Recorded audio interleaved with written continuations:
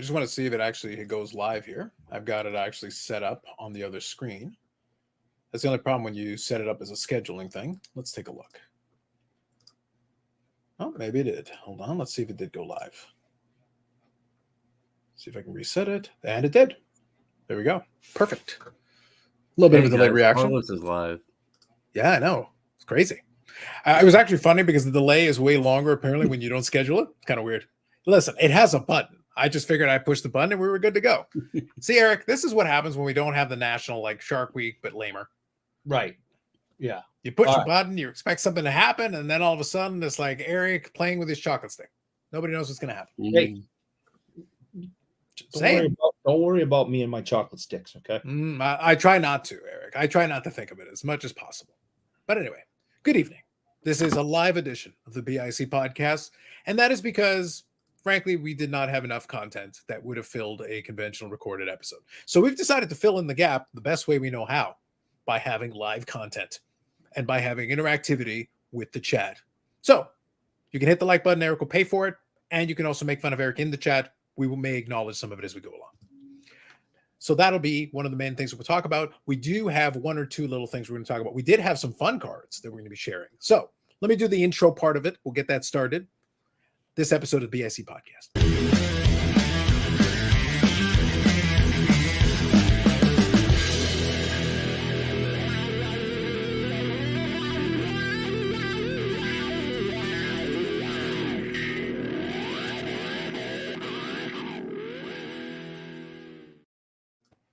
All right.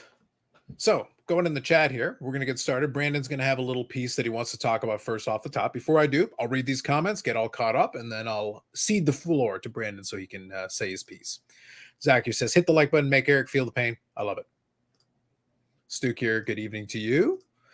Thunderstorm just passed through. Is it still hot and okay? Sanderson Orange appreciating, as always. We love it. Yesterday's not too bad getting a break. That's right. Good evening, Carlos. Brandon. Yes. What's up, Yannick? Yes. Appreciate you, Yannick. I got a beef to pick with him. Let me tell you. Oh, he's got a beef to pick with you. Just throwing it out there. The package that just showed up at my front door today. I got all excited thinking again. I don't know why I keep falling for this trick, right? These freaking boxes show up. All this stuff shows up. I get all excited like, oh, what did I get? And nope, not for me. Well, I have it on good authority. There will be more. I have it on good authority. There will be at least one more that will, Eric, be in fact for you. Special for you. I'm moving. It is coming. But on that ominous note, before we continue, Brandon, I give you the floor. Yeah, I asked Carlos and Eric if we could just take a moment to just announce. I don't know if everybody is aware of who he was, but unfortunately, a young man who touched a lot of people, not only in the hobby, but in the sports world. He's just a ball of energy, really, even though he had so much going on that could have easily brought him down. But it was sad to see a couple evenings ago that Mason Forelli finally, he just couldn't fight any further. And the young man, he just recently graduated. He had dealt with spine cancer and some brain cancer and just numerous surgeries, all of the time. And he never seen him like really complain and stuff. He just kept fighting. And when I seen him, I never met him personally, but when I would see his posts or his dad would post like where he was getting up trying to walk again and everything, and it was just like, I don't know that I've ever seen an individual, whether youth or adult, that had so much strength to continue battling what he did. And there's a video that was posted that went viral, and it by all means should have. But it was him and his father and the excitement of Mason pulling a 101 Aaron Judge, and just the pure joy from that young man, and you know, we know that cards opening packs and all that is a gamble and everything, and it's I think his dad even mentions it in the video because he hadn't really hit anything and he was kind of bummed out. But just hitting that card and seeing the excitement, he was a huge Aaron Judge fan. As you see on the bottom there, Topps actually did a Topps Now card where he got to meet Aaron. He talked to Aaron all the time. I got the pleasure with, you know, Refractor Jones, who I used to do a podcast with. I reached out to SGC and they were able to honor, you know, offer Mason some free grades. And further than that, he got his own custom Mason Frelly collection label. And those are pieces from Mason that I was able to get in my collection during the time. Mason gave me those pieces, and just wanted to you know, mention it, and everybody keep his family in your thoughts. You know, his mom and dad and his sister. And if you would like, there is a link over on Mason's in his bio of his Instagram account to help the family out. But it sucked to see it happen. You know, obviously, the kid fought hard. I mean, and just they always say the good ones, you know, the good ones go young. So, but anyway, just keep Team Mason. It's hard to see on here, but I don't wear this anymore because when I lost weight, it became very, very loose on me. But anyway, thank you, Carlos, Eric, and everybody else. Just keep his family in your thoughts.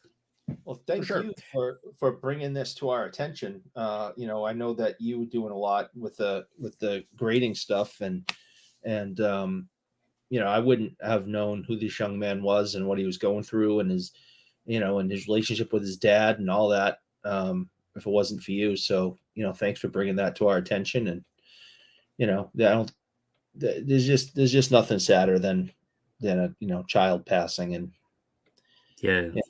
I definitely feel for his parents. I couldn't imagine it myself. So completely fair. I wanted to make sure we touched on that. We discussed that we would touch on that off the top. Now, we're not going to make a hard pivot, you know. There's no easy, you know, pivot from there. But I will include a link to Brandon's Instagram post that does have a write-up that talks about a lot of the things he was talking about and also gives you a little background, a little information. So we'll include that. And we also want to acknowledge AMG, but we will do that in a couple of minutes. We'll get a little space between that. So we'll move on a little bit first and then we'll get to it. But we also want to acknowledge the usual thing. We're still going to have a lighthearted show, but we wanted to touch on that off the top because it is something that happened. And hey, life is life. We want to acknowledge it. And again, that young dude he was a huge Aaron Judge fan. He was a huge 49ers fan, but he was a huge fan of this hobby. He also loved like outdoors, you know, sporty, like hunting and fishing and that kind of stuff. But man, when you seen him opening cards, or, you know, when he would get like packages or get to go to a card shop, you just seen the joy on him. And it was refreshing to see not only someone young, but someone that was, his spirits were brought up with as much shit as he had going on.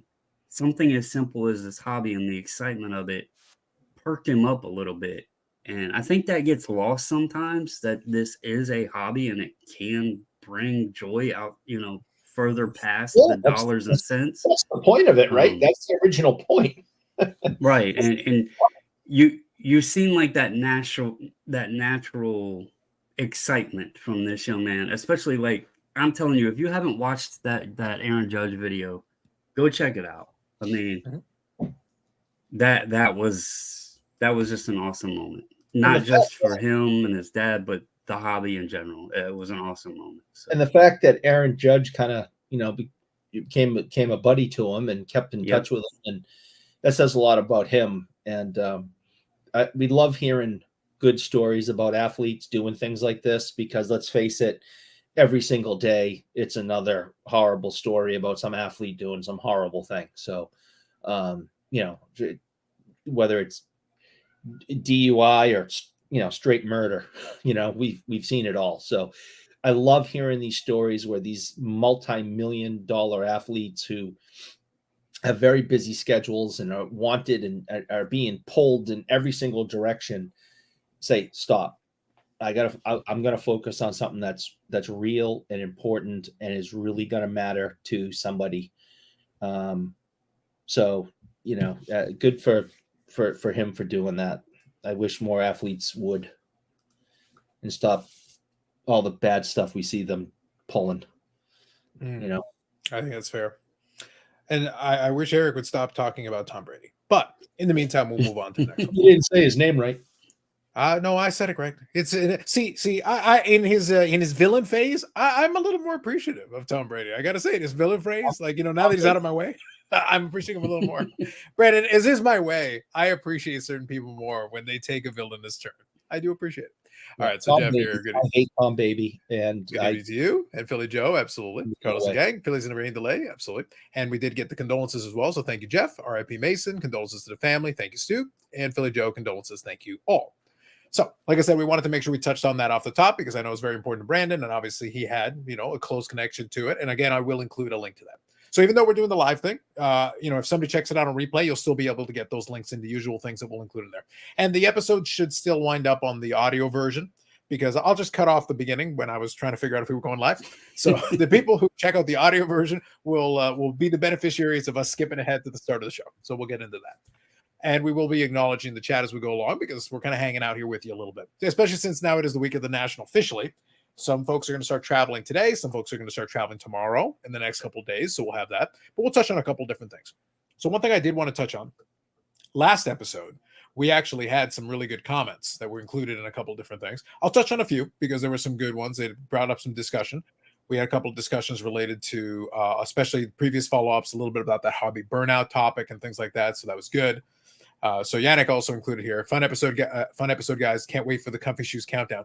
I secretly still want to do it so badly, but it would require a certain amount of effort. I don't know. Maybe we'll touch on it a little bit. Dave, as usual, had a very elaborate comment. I can't read all of it yet, and I have started reading through it, Dave. As usual, you've got a lot of the things that you touch on, so I always enjoy and appreciate the thoughtful comment. So I will take a little time, read through everything else, and I'll respond to you directly as well. But I always appreciate Dave including a comment. Zach, who's been here as well, he goes, I agree with Carlos's point. You can be very much in the hobby and nobody knows who you are. That was one of the points that I was making about that section of it. What surprised me, all the cameras, so this is pertaining to the Dallas part. Cameras around Dallas, all the YouTubers, nobody got footage of the guys in the background, which we kind of touched on as well. And these guys sit and record a table all day. These guys not come to some tables and casually browse and just kind of blend in. So obviously, speculation, we're guessing. We still haven't heard any updates on that. So obviously, the manhunt continues. Crazy. Continues on. I can't believe that. I know I've said this on the Friday show. I probably said this last Monday. I thought they would have been caught within a week. I said it was going to be on last Saturday. I can't believe they haven't caught these guys. I'm just Eric. They're across the street in the house watching our live stream and binge watching Squid Game. They got weeks before they ever have to be seen and see the light of day. They're fine. Man. They get a little Uber Eats. Like they're good. They're good. I hope they walk into one shop and try to sell that stuff. That'd be awesome. What they'll do is they'll go in with a mask that's Reggie Lemon, and all of a sudden you'll fawn over them. It's like, whatever you say, Reggie, I'll take it all. I'll take it all. And then Jay, a friend of the channel, Jay also said, in response to one of the cards that we mentioned, we'll show a couple of cards today. We've actually got a couple of cards that we'll share with you because I'm kind of enjoying that segment. So hopefully we'll get a chance to have some fun with it. So Jay was saying, authentic human engineered dinosaur material for the Dynamite Havre card could be a nice upgrade. Now Jay's thinking, I like where Jay's head's at. He knows it's non-sport. He knows what he's saying. And Josh here, of course, Eric's favorite, said, I'm not going to lie. I always assumed Eric was a knife thrower, not an arrow shooter, which is a valid point. I don't have any throwing knives. I got to remedy that. Mm-hmm. Something to think about. So thank you as always for the comments. We appreciate the engagement, and feel free if you check out the replay to leave a comment as well, and also hit the like so Eric pays for it. So we always appreciate that. So real quick, I'm going to let you gentlemen go first. I have my card. I'm just going to let you know right now. My card touches on a Venn diagram of jokes that we've made on this show, a variety of them, and the live stream. So that's a little hint as to where I'm going to go with this. However, I want to give you guys a chance. So Brandon, I know, has a card. But Brandon, do you want to explain what your card is? Do you want to pull it up first, or? Do you want me to if give if an you have it, I don't know explanation if you before I have it, say- or do you want where I can pull up an image if you have it, but I would need to have something that I could pull up. Okay, So you just have to let me know. so I'm going to share my screen, and it's kind of Okay. a set, but Okay. there is a couple that I did pull out to specifically notate. Mm-hmm. So we'll share my screen there. You should All right, we're have using the that. technology. Here we go. Got the technology. All right. Interesting. Oh, good. So, Jesus. so The holy we hell. were supposed to be doing Now, the most Brandon, use the icon there. You can make the picture bigger. So blow up the image from the. There you go. That's the one. There you go. So, Perfect. Love it. I was thinking, like, I was struggling. I had a lot of options, and I remembered they did a creator set, and you know, going to the influencer cards that Topps brought out and everything. I was like, let me go check this creator set out and see what ridiculousness we can find in here. So, the one that I think was best for the ridiculousness was, I don't know who this is, but he is in a hot dog costume. This is the Troy Dan, Eric's super collection. What are you talking about? I don't know who he is, but I want to point out that he is in a hot dog costume. This is by a set called True Creator, which I've heard of. I've heard of that set, yeah. I want it to be noted that it says one other person has this in their cart. Eric. And it also has 12 watchers. Eric has 12 burner accounts on eBay. So, yeah, I don't have any other explanation for this, but I wanted to take it a step further. That's strong. Because I found it interesting that somehow True Creator, hashtag allegedly, was able to get Allen Iverson to sign, but not only sign and inscribe, which I never have seen him inscribe on like Panini cards or anything like that, but he actually inscribed, allegedly, the answer. We have Eric's favorite Patriot of all time, a Mac Jones here, that you can get a 101 that is, here you go, a piece of his personal apparel. Now, I don't know what this came from, but it's a piece of his personal apparel, and it's a 101 Mac Jones. But then the creme de la creme, you can get a CJ Stroud 1 of 1. Now, I'm not holding any water under the bridge. I'm not giving my opinion on the autograph. They claim that it is authentic.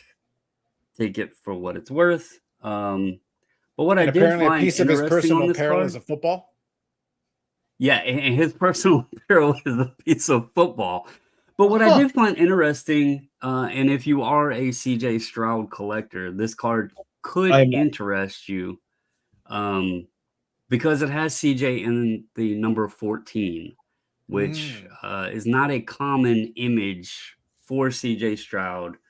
Most all of his stuff is in the number 7, the traditional. Even on the auto, it has the number 7. So, and it's covered in blood. Yeah, I was trying to figure out if that was card design or blood, but I will say, you might want to negotiate because, dang, yeah, I don't think it's going to grade at all.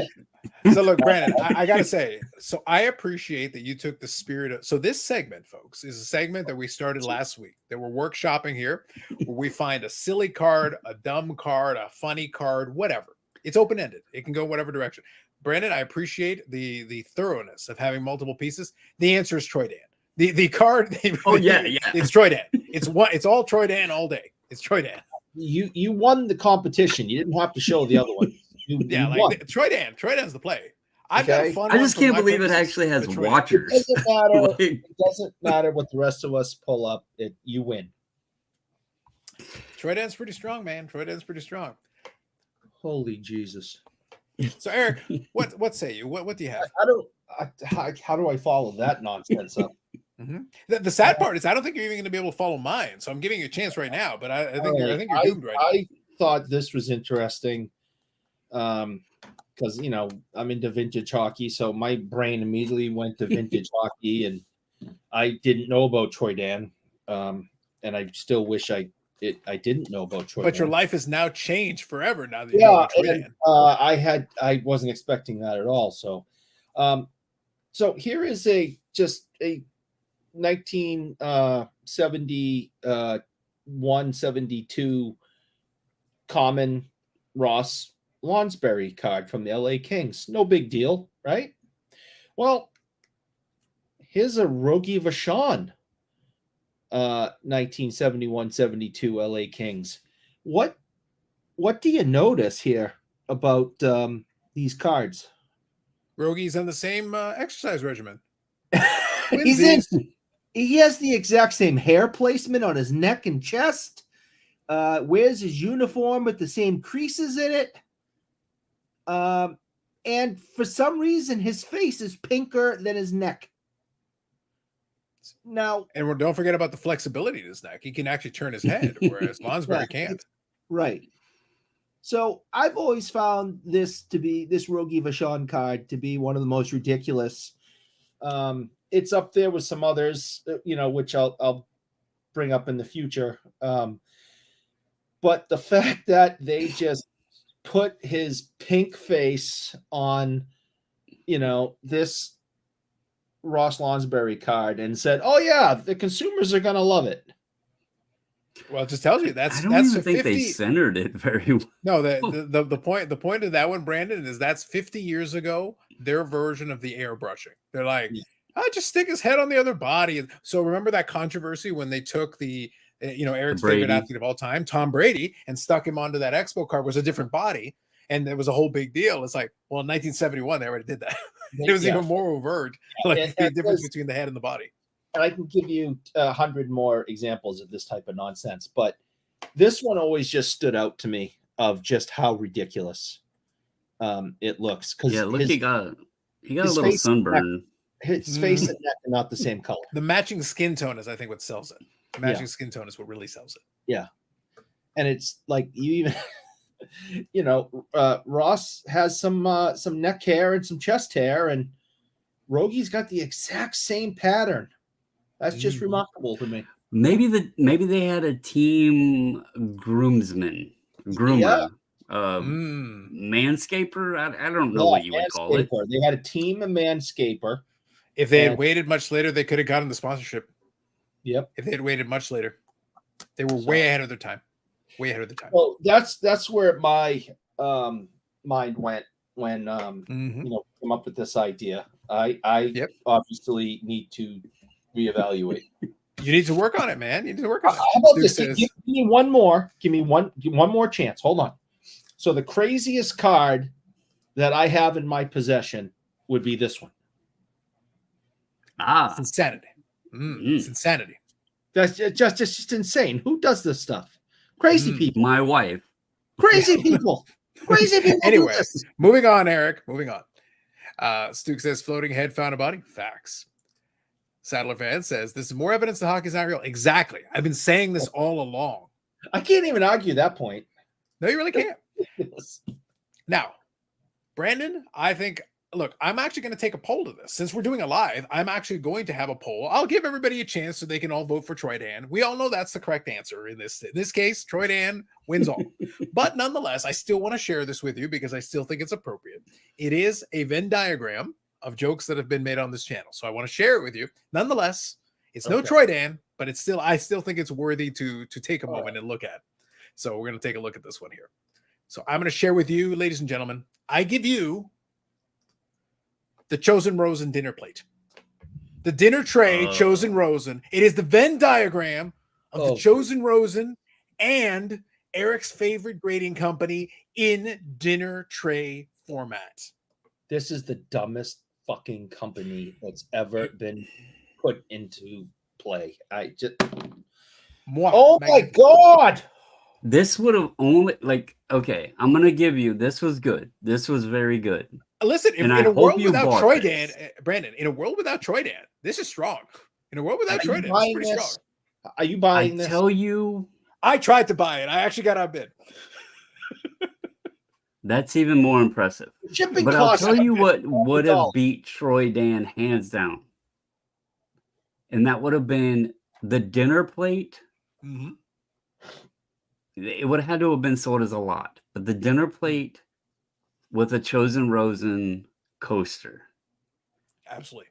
that would have beat Troy Dan. I don't know if the plate itself will beat it, but No, this is not. I don't think. Look, I don't think this is enough. But I refuse to live in a world, Brandon, where I don't at least bring this to your attention. It no, is that important was that I good. That's definitely I can appreciate. in a regular year. This right here, this is a strong contender in a normal case. Yeah. Can I ask one question though? Only one. Do you have a picture of the back? Because did they put the auto grade on the back of that big ass slab when they could have?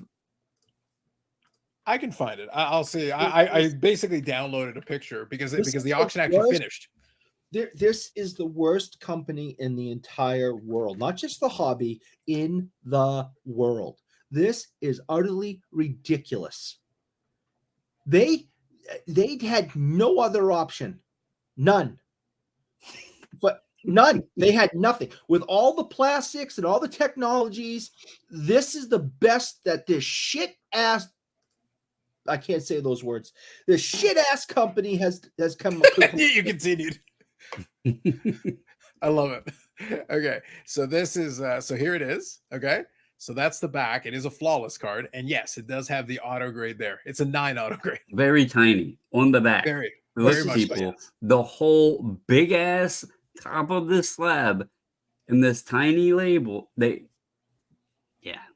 Perfect. This is the most disgusting company on the whole planet. No, Eric, what was disgusting is there were 21 bids and I got outbid. They do not understand what I'm doing here. I felt disrespected. It's like they disrespected me on this. And a jewelry store that sells blood diamonds is less shitty than this company. There you go. Just, oh my God. And I'd love to claim it was shilling, but the person who won it had 385 feedback. It's just pretty decent. It's not bad. So nonetheless, I still have the image. And Brandon, I was this close. I was trying to win it. I was trying to take it down. I wanted to have Brandon. I wanted so badly to win it and then be able to go, hey, Eric, check it out. If anyone that's watching this right now works, not works. If anyone in this company does business with Beckett, okay, that's in the chat right now, I would like you to please exit the chat. Stop coming around, stop subscribing, and just go away. I don't want you here anymore. This gives me. We need to, Eric. Who's your contacts for ideas at Beckett? Because I think maybe they could revamp and revitalize the company. They're very good at making large slabs, as we see. They got that down. They got it. Yeah. What if they hit a new market? Because that's what grading companies do, right? They got to innovate and they got to find new collectible spaces. Why doesn't Beckett start grading posters? Oh my God, they have the technology, obviously. Oh my God. I mean, they can make some big slabs, it looks like. Movie posters are collectible. Oh my God. Graded posters. The future. Indeed. So I actually started a poll in the chat. I started a poll in the chat through YouTube. So I want the best / worst card of the week. You have the 3 options. You got the Troy Dan creator card. You got the Eric's OG floating head and the Chosen Rosen dinner tray. Those are your 3 options. I'll leave it on for folks that are there in the chat. I'll leave it on for a little bit. We'll go. Troy Dan, we know is the correct answer. But we'll appreciate it if you want to pity us and give us a token vote. I think Troy Dan's is gonna be the all-time GOAT of this. Troy Dan, listen, Troy Dan's elite, man. I can't deny it. I can't say that because I struggled. Like this was I had a lot of options I was going through. It's gonna be hard to beat that. Carlos, on a technicality, it is you are asking for cards. The Chosen Rosen card is fine. The card itself would still be pretty The whole package, though, is what makes it. Which Eric, the whole package is what makes it. Wow, chef's kiss. Oh my God. Come on, you can't Oh deny my this. God. The whole package is what makes it. Wow. Well, Go. listen. I'm Good evening, sorry. Carla. I know this is Monday.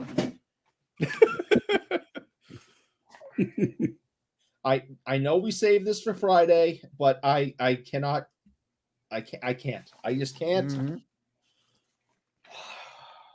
Get I in think it the was pot. fine that they slabbed Drunken it. wash. That's right. This looks like a picture magazine slab. It would probably be closer to being appropriate for that. That would probably be correct. Today's date is The 22nd. 7. Beckett 20. floating his card slab. That's right. There you go, Wes. It's a perfect charcuterie board. Love it. CC, good evening, gents. A rare Monday Night Live. Well, we thought it would be fun. Look, we got the National Week coming up. There weren't a ton of like newsworthy stories that we wanted to go into any depth. So usually when we do the podcast episode, we'll chat for a little bit. But I knew going into this one, I was like, look, we're gonna have a couple of fun cards to share. That was fun. Like it was fun to share that. But I knew that would be fun. I knew we had a couple of things we could talk about. I knew we could BS, no problem. But I figured let's do it with the chat because honestly, it'll be a little bit more fun for everybody. And then not a lot of editing from me. I'll just cut off a little bit at the beginning, a little bit at the end. There you go. There's your episode if you want to listen to it. So I figured it'd be a little more fun doing it this way for this episode. Zach says, I'm shocked every time I look at Brosen's age. He's only 27. He can still make a comeback. I actually saw, funny, I actually got a video link sent to me. I want to say it was in the Discord. I think it was Wes who sent it to me.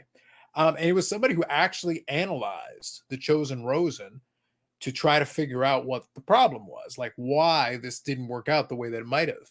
And they actually did like a real breakdown. He actually went to like into the film, even from his college days, and goes like, here's what he does well. And this is where he's got some weaknesses. He had some skills, he's got some talent, but then he went to the Cardinals where like the coaching is absolute garbage.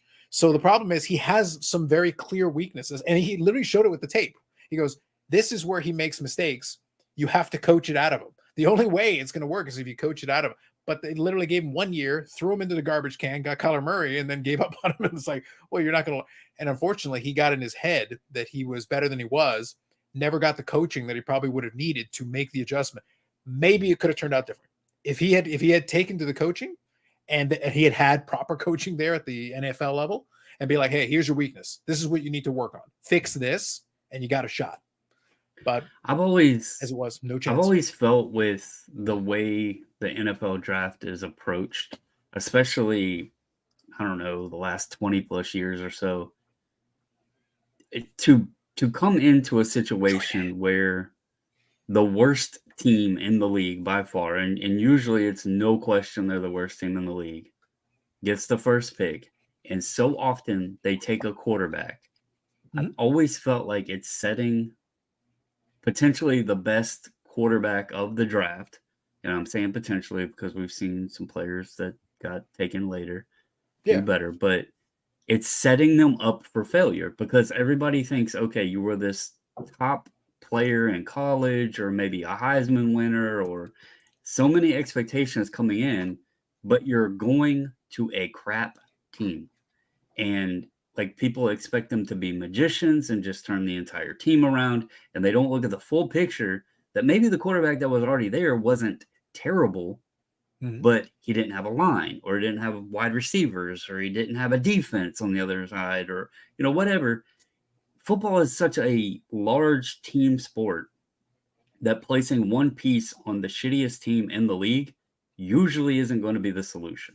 And it just keeps cycling over and over, and we just keep seeing it. And I think I don't know how the league could have reevaluate or readjust like the draft process or whatever, but it just feels like most cases these QBs when they get picked at the number one spot, they're just set up for failure. With a lot of them, they are. But it's one of those things where it's not even the expectations. Is that like I said, the video made a compelling case for there was something there, but there was also very clearly weaknesses. So, and even at the college level, those weaknesses could be exposed under the right circumstances. But I think Rosen played for UCLA. That team wasn't very good either. So it's one of those things where like you're looking at some of the stuff he can do. He can make some throws, but he was, I think if memory serves me, I think the way it was done is that he was good. He was good if he was anticipating and he anticipated correctly because he could make throws. The problem is if he's relying on anticipating and just not getting the read right. So there are times when he's getting the read right and then bang on, the throw is fantastic and you're good to go and he looks great. But then if you get the read wrong and you just throw it up, like the throw's great, but it's the wrong team. And it's moments like that where you make the wrong, there's actually a guy open over there, but you threw over here. But that's something that that's where the coach's job is to show the film and go, by the way, you're missing this open receiver over here. You need to start looking, you need to make that read a little quicker, but you need to see it. He was keyholing. Yeah. He was guessing and keyholing. Yeah. In some cases, that's fixable though. And that's the shame is that like, but the thing is he had 1 year. 1 year, they were terrible. All right, now we're going to basically, we draft Kyler Murray, you're out of here. Like, how much time is that to develop? Like it probably was bad luck. And then once he got in his own head of timing, like then your confidence is shot and you're done. Like at that point, you're finished. Robert saying, who's the better QB, Nathan Peterman, Josh Rosen? From Simply Job Security, Nathan Peterman's still stuck around a while. Josh Rosen's out of the league. So it's hard to argue that Peterman look, Josh Rosen technically got to be a starter for a season, but Peterman had at least more going on career-wise. He got to bounce to a couple more places. Was saying if he had been in a better situation, probably would have been serviceable. Maybe. That's possible. Like I said, the Chosen Rosen PC is mostly for me for fun. But I do get a little bit, sometimes I'll look over, it's like, why would you even try to sell it for that much? Like, give it up. Like, give it up, my man. Look, be grateful I am actually offering you cash money for the gag. Just take it. Just take it and cut your losses. Happens to so many draft picks, talented guys that get destroyed by bad staffs. Very true, Wes. Zach says, so many QBs now, teams in whole league give up on them faster than ever. Yeah.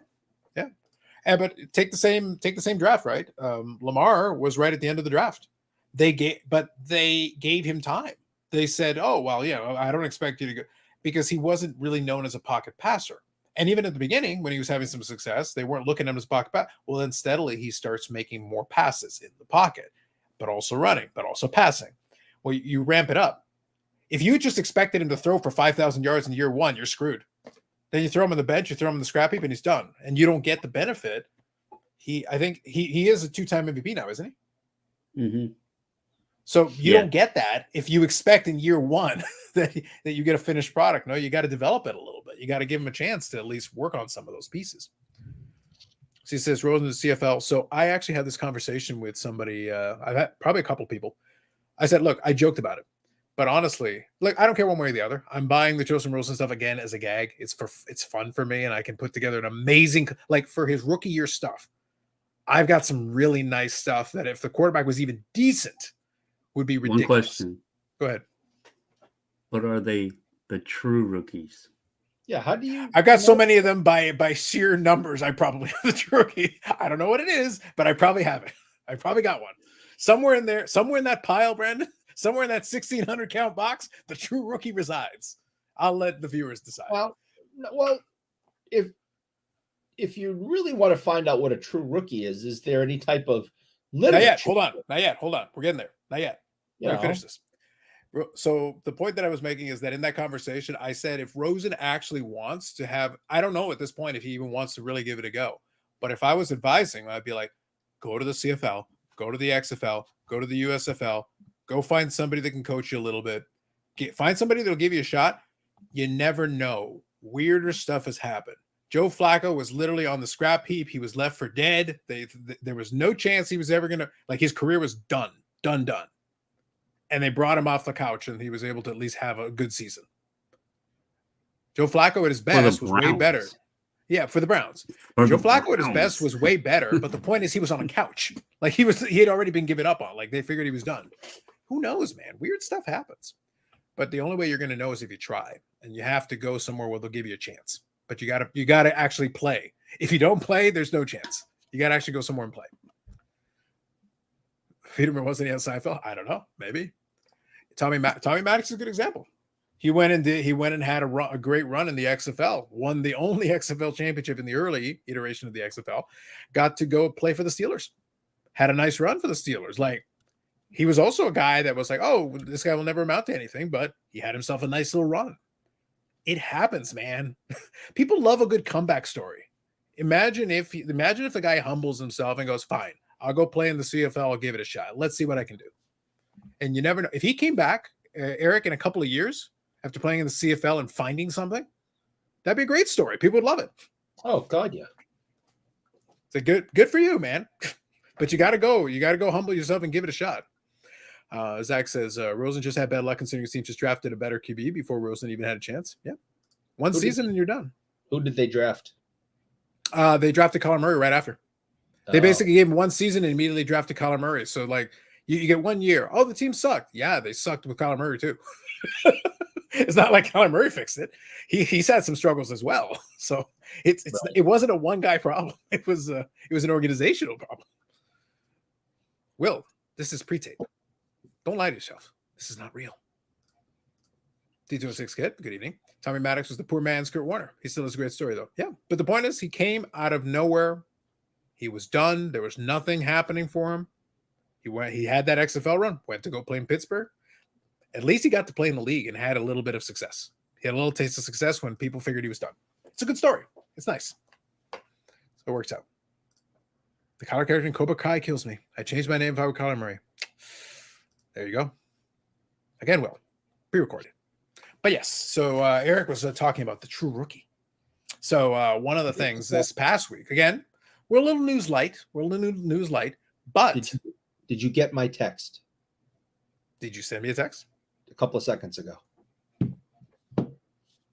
No, that's highly inappropriate. That's incredibly like that. That's just Eric. That'll get you canceled. Like I don't even want to repeat the words that were written. Brandon, I can't believe this. I didn't get it. Like No, you didn't. Listen, we will never speak of this again. Ever. Never. Look, I'm going to ignore what Eric wrote. I'm going to ignore what Eric wrote, and I'm going to talk about AMG. I don't care what you wrote. I'm not even going to discuss it. We're not talking about it. Okay. We're not talking about it. And hope that no one ever finds out. I hope you didn't screenshot that, right? You deleted it. Just saying. But now that we're a little bit into this, I want to talk about AMG Collectibles. AMG Collectibles YouTube channel. AMGcollectibles.ca. We're doing this one live. It'll go in the audio version at the usual time. So obviously we're doing it live. But nonetheless, there will be a recorded podcast episode. And I believe Sherry and Brad will be headed over to the National. They're going to do the National and they're going to do the Fanatics thing. So we might get some on the boots reports from both. So that should be exciting. I did get a couple of cards from Steve, collected the scouts, collected the people. So that should be fun. Be able to showcase a couple of cards. And we thank AMG Collectibles for supporting the podcast and the channel. And again, let us never speak of Eric's horrific transgressions. Your mother should have raised you better. That's just awful. I hope she's not watching. My goodness. I hate to disappoint her for the 10th time today. Mm-hmm. Will says, I'm late. Are we already done talking politics? Will, politics also aren't real. They're like hockey. They don't exist. No, they are totally not real. Not real. No. It's not a thing. Nope. Completely fake and a complete joke. Indeed. But someone has tried to say something is true. Has tried to say that rookie cards are true. That rookie cards exist. Now, I personally argue that they don't. Brandon, I've been very much on the train. Like, I don't know if they actually exist. It's a nebulous concept. However, Victor, the rookie card specialist, has taken a stab at it and has written a book on this matter. So you can check that out. It is available on Amazon and wherever you get your books. So it is a self-published book that is on the Amazon platform. So it is available. It's got this going on. It's a very compact thing. It's got that going on. So that's pretty good. And then on top of everything else, the important part is the acknowledgments at the back of the book, which will be described in thorough detail on Friday. On Friday, I think we need to take some time to really think about it. The important things, these acknowledgments talk about important figures that helped out Victor with this. His wife, God. There is elements of that. And there may be some hobby goats that are included in the list. And we will discuss them in depth. I will have a lot to say on Friday because we are 5% more mature here on Monday. Mm-hmm. But on Friday, I have things to say. But yes, so you can check that out. I'll include a link to it in the description for later if anyone wants to check that out. And on Friday, we will have some more fun with it. Oh, yes. Hopefully, I'll be past page 2. You can skip straight to 91 and 92. That's the best part. Nope, page 91 and 92 are being ripped out of the book. Thank you. Gather says, why the hell is this my fault? Listen, you raised Eric. Like I said, the thing he wrote, what he showed on here, like that is not fit for public consumption anywhere on this planet. You know what the first thing she's going to say? is my father. What did you write? No, she don't want to know that. She'll just be like, she'll say it's her husband's fault. My father. That's what she'll say. Good evening, Michael Ham. But yes, so we did want to make sure we mentioned that. So we appreciate congratulations to Victor on getting that book published. And obviously he's gotten quite a bit of feedback on it. So we'll see. And he's obviously sold a couple. We know Bobby, the Borrell, got his copy and I got my copy, and to support. But like I said, it is a pretty compact item. 3. We know that he has sold at least 3. We can assure ourselves of this. Yes, we know that for a fact. I just would like to. I'm sorry. Go ahead. All I was going to say was that I appreciate that we've got 14 votes on the poll, and we're not all completely shut out. So we did get at least a couple. But I got to be honest. Right now, we got a bit of an upset going. Somehow, the people have turned on the Troy Dan. The people have turned on the Troy Dan. No, I'm shocked. I'm dismayed. Come on. I'm gonna leave it going for a couple more minutes, but I gotta say, like, people, you're turning on the Troy Dan? I don't know, man. Ooh, I don't know. I'm a little concerned, man. I'm a little worried there. The Troy Dan, I think the Troy Dan was strong. Like I can't click on it. It actually doesn't let me vote in this thing here. I would have voted for the Troy Dan. So, I didn't I vote. Appreciate it. I'm keeping it fair. I appreciate it. Nonetheless. So more than anything else, so I wanted to make sure we touched on that. So real quick, obviously we got National coming up this week. A couple different things related to that. We're not going, so that's not going to be a big issue for us. However, let me kind of ask a question. I want to ask it to you, and I want to ask it to the chat. What do you think is going to be? So what's going to be our story coming out of this one? Because one of the things going into it is obviously we had the thing in Dallas. We had that. Now, the National folks have said, Sports Collectors Daily did talk about it a little bit.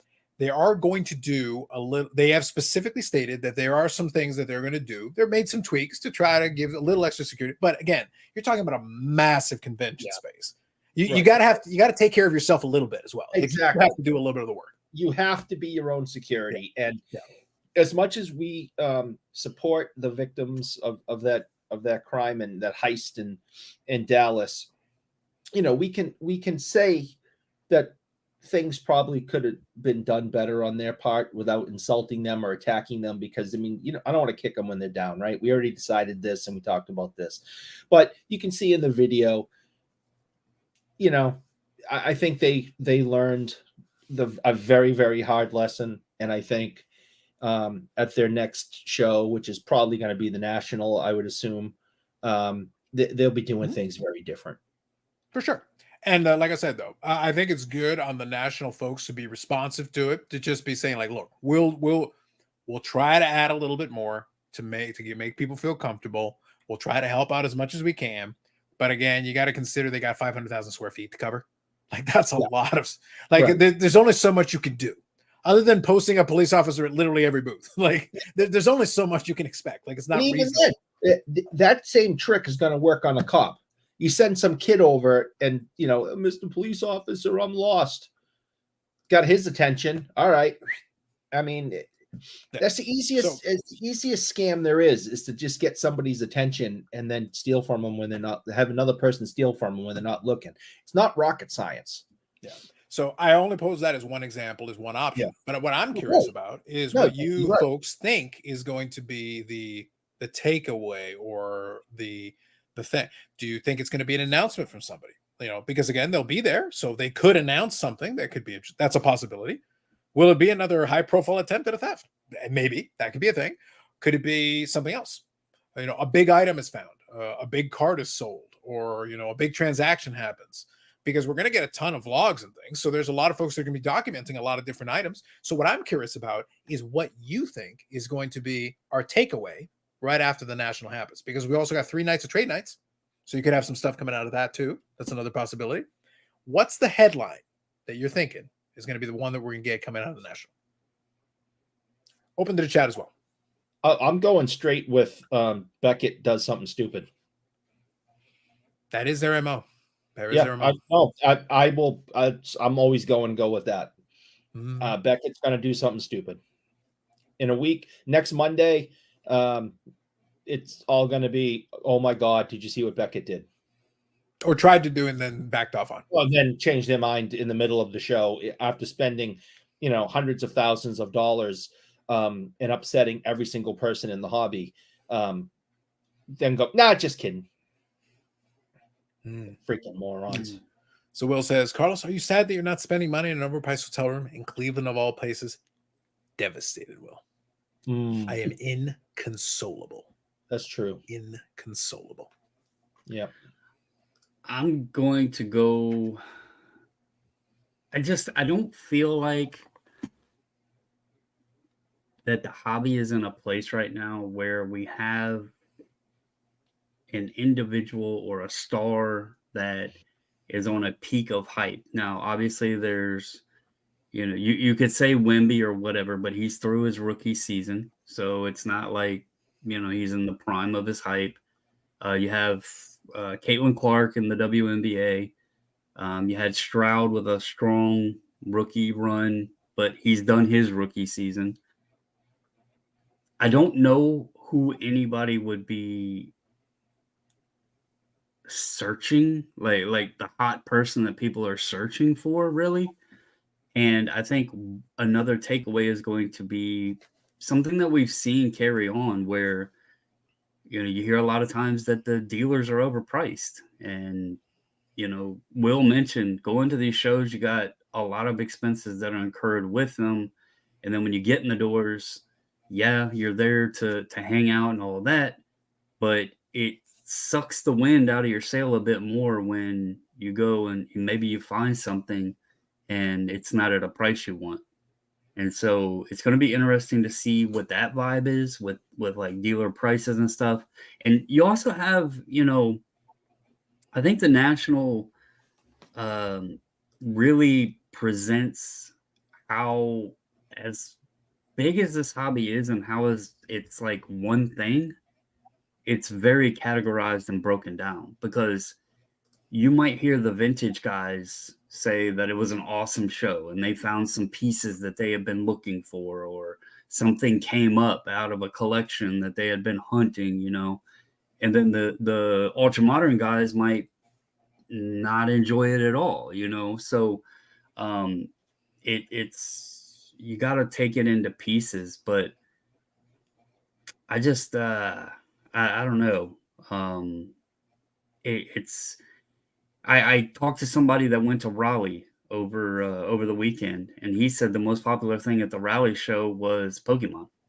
He said there was a Pokemon streamer or something there, and that he had most of the crowd at the show. So I don't know if that's because people are going to the National or what, but then I'll say the National was fun for meeting folks and hanging out, but the main cards I bought when I went the last time was from dealers that I literally could have messaged them on Facebook and said, hey, I want this, I'll pay you. Can you mail it to me?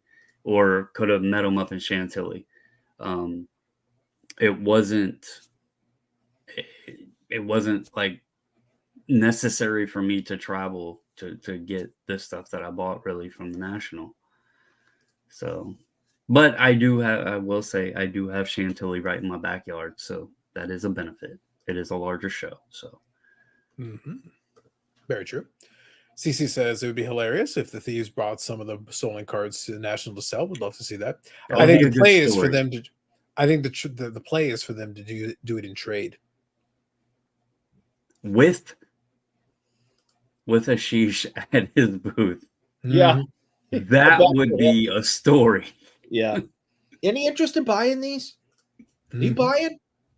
Well, so I don't know if many people know or if it's actually been figured out, but he does partner. And I know in Atlantic City, this guy was at the booth. I don't want to give too many details, but this guy was at one of his booths with him. It would be interesting if this individual did go to the National and set up, but they kind of set up separately and he was approached, because some of the cards that were stolen were actually his cards, but I don't believe he was there at Dallas, so they may not be aware of him. Right. So that would be very interesting. That would be good. Yeah, try to sell him back his own cards. Go back to Bobby's comment quickly, please. The Burrell. Good evening. Okay. I take great offense to this because of the Be word. careful. Remember, as far as hobby deities per the book, remember, Yes. God, I remember. his wife, Yes. there is a short list of Yes. hobby goats included, which we will address again in great detail on Friday. One of them may be the comment we're showing. One of them may be addressing you, peasant. The word always, that's where I'm offended. Okay. Because I have only been lost 3 times at the expo. Bobby's just mad because all 3 times when I went to a security guard and asked for help, I had that pin on my shirt that said, "If found, contact Bobby Burrell." And then they announced it over the loudspeaker, "Bobby Burrell, please come to Lost and Found. We have Sanderson to Orr waiting for you." A poor, confused child is waiting for you. And, that happened 3 times. That's not counting Chopped and your inability to figure out which Chopped actually had the us in it? I wasn't lost. I wasn't alone that time. There were 2 options and you literally went the wrong one. I did what the phone said. There's a reason you're not in the acknowledgments of Victor's book, you peasant. So I wasn't lost because I had a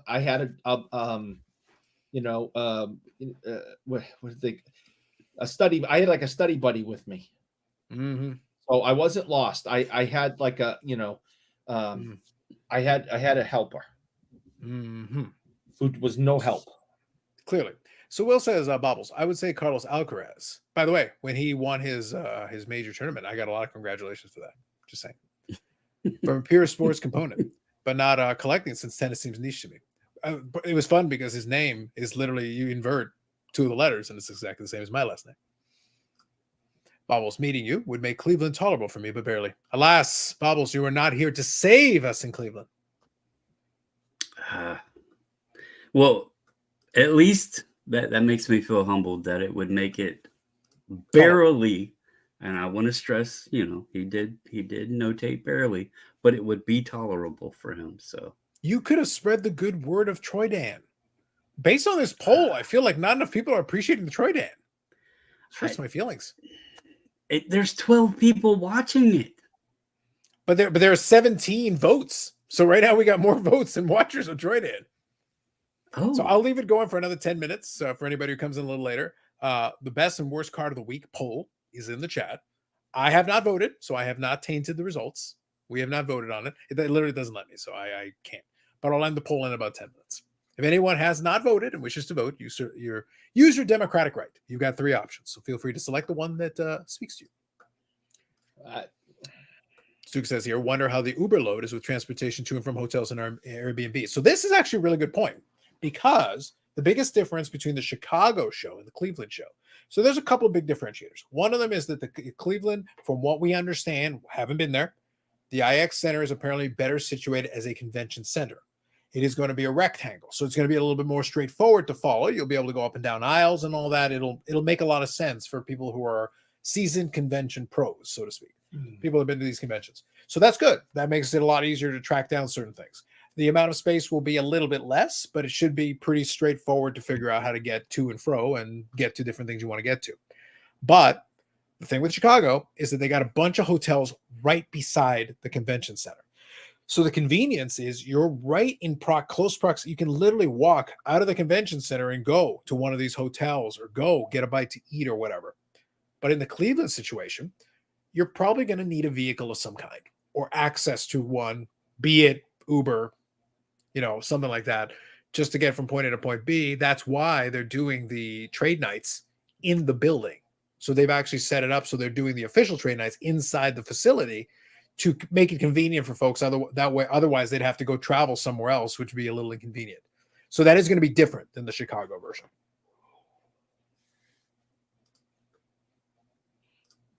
That's why Robert here says, what was that? That's why I drive myself. Yeah. Well, it might work better for a lot of folks, so just throwing it out there. Contact Ash and offer them back an anonymous meeting for 25% of the sticker value. That is a play. That is a way you could go, Robert. Will here says, don't forget the Neo survival tip for the National. New shoes, water, beef jerky. Oh, Eric's all about fresh new clogs, man. The footwear, big time. Big time. Yeah, I just think Crocs. I think everybody should just wear Crocs. In a new pair of brand fresh, brand new, out of the package, never before worn pair of socks with some cushion. So Which socks, and color Crocs. preference of Croc do you go with though? And charms or no charms? Oh, I'm not a charm guy. Okay, but I don't take away anyone else's choice. If they want to go charms, that's fine. I don't judge. I'm not a charms guy. Do you go sport mode?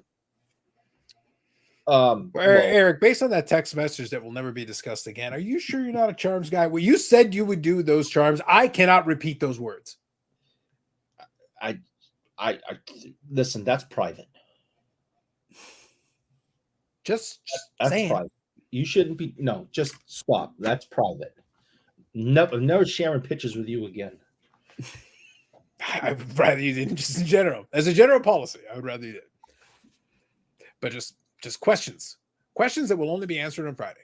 Yeah, but Crocs. We'll leave these mysteries. All Crocs all the time. That's what everyone should be wearing. It should be mandatory. Mandatory Crocs and socks at the National. Don't even give people a choice.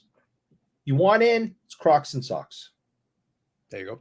McCracken here. Good evening. I live in Akron. The IX is easy to get in and out of. Hotels are not close, but access is easy. Yeah, no doubt. I'm not suggesting it's difficult. I'm just saying it's not as convenient as the Chicago situation, but if you have access to a vehicle, I think you can get to and fro a little bit.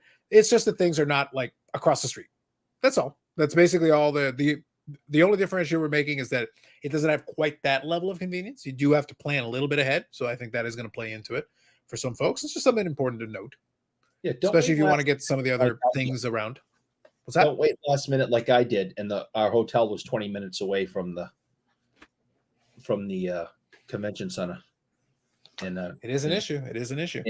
Up in the Mississaugas at the Toronto Expo. We got a hotel to like 20 minutes away. It was you had to go up and down a major highway. Sucked. It can be done, but there are some more convenient options that are super easy. And you just literally up a main street and you go straight up and down. It works out. Brad says, good evening, guys. CC says we can get 25 likes. Can we see the context of Eric's text? Never. If we get 1 million subscribers, we can show it, and I will simply disappear. Go into the witness protection program. Vanish Ed. But yes. So that's I think that'll make it interesting. I think it'll be interesting to see how people. So one thing I'll throw this one out at you guys. I think what'll be interesting is how people will interpret. I think there will be decent attendance, but I don't think it'll be anywhere near record breaking, anything like that. But I think it'll still be reasonably strong. But I do think some folks are going to bow out this time just because it's less convenient for them. I think for the Chicago one, it's easier for some folks to make their plans around that, given what I just said a moment ago. That isn't to say I still think they'll be pretty strong through the turnstile. They just won't be record breaking. So it'll be interesting to see how that translates into the dealers, how they do with sales. Again, to your point, if they price correctly, I think that will help a lot. It'll get transactions moving. But that's on them. And also, the moratorium on extra dealer badges is going to have an impact on some of those dealers too. So that's going to change some of the dynamics. And some folks that were able to use those extra dealer badges to sneak in and get a couple of showcases before, on the sneak, they're going to be gone. So they may go to some other shows around separate from that. So that's going to change the dynamics of some of the contents of some of those booths. So I think that's going to be interesting how that's going to affect the selection on some. Obviously, major dealers aren't going to notice. So they're going to do their thing. But it's when you're a dealer who also kind of subleases a couple of showcases worth of stuff and they bring in their own stuff and it gives you a little bit more variety. I think that will change a little bit. So it may have an impact. Just throwing it out there as a thought. Well, since we're on the topic of the National, and if you watched last week's episode, toward the end, nearly at the end, I had made a very critical announcement. Before you remind people about the critical announcement, I am about to end the poll. The final results are in. Ending the poll. To my shock and dismay, Eric's OG floating head received 52% of the popular vote.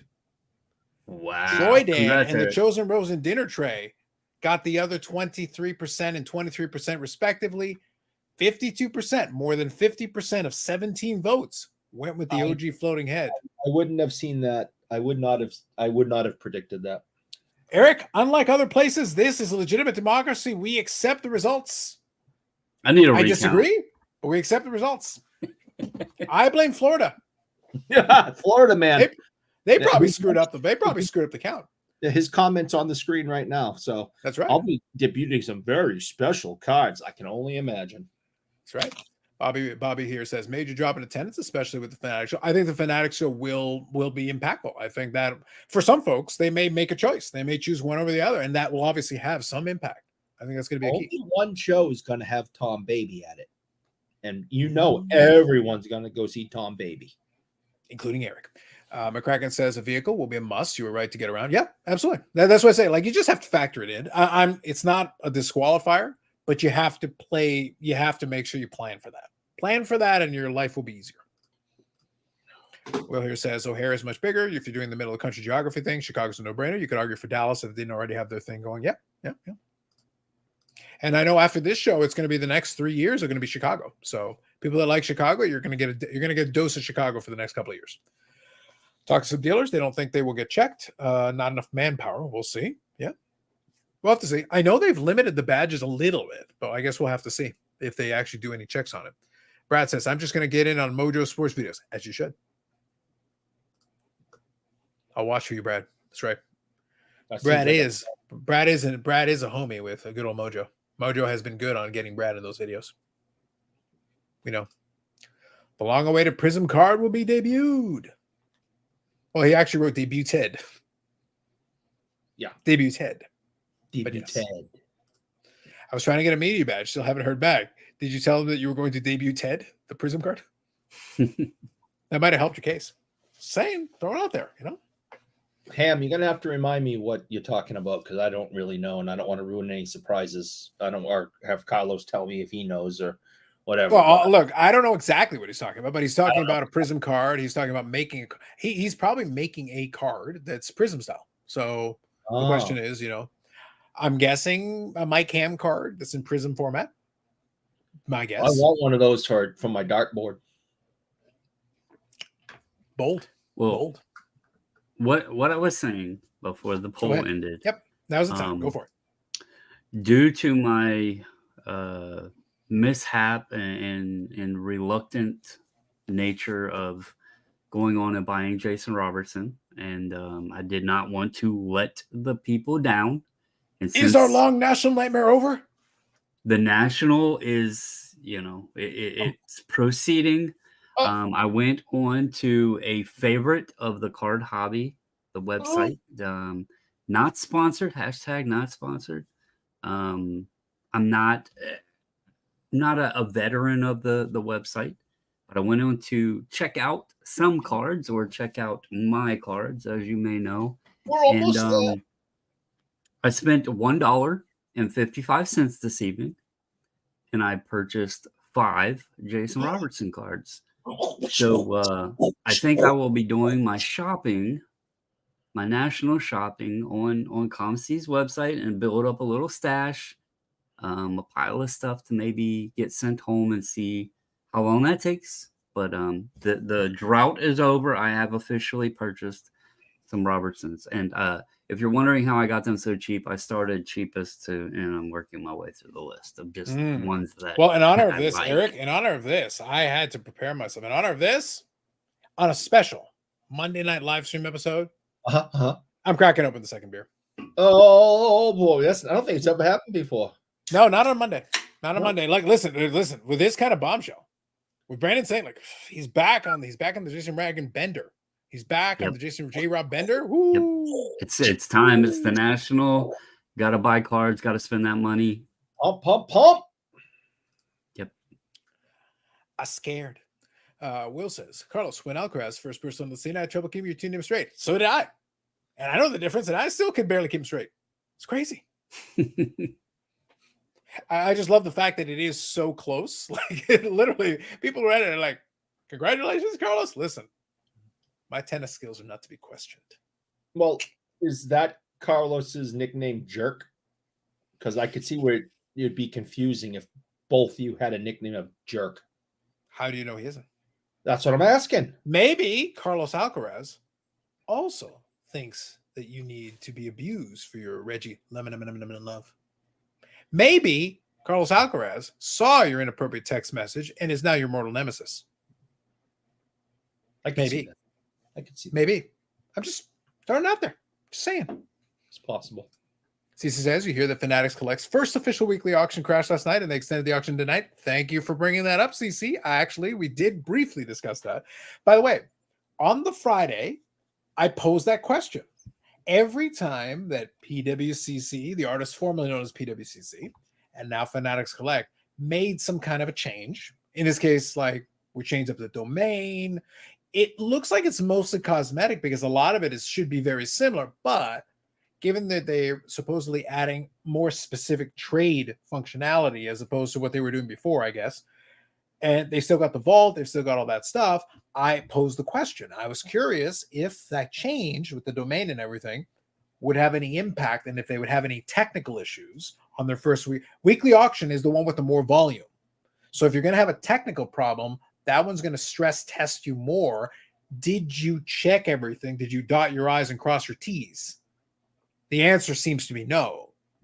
Like every time there's an issue with the first go around or two. So I guess a repeat of the standard for them. Yeah, it's just that's crazy.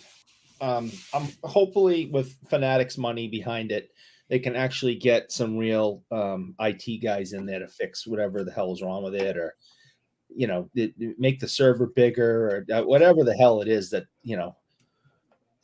because I remember trying to go on their auctions during the pandemic, and everyone in Clubhouse was talking about the PWCC auctions, blah blah. I'm like, all right, I'll go check it out, and they would crash like every single week, and it was like routine. Like if it didn't crash, that was the story, and that should never be your company's story.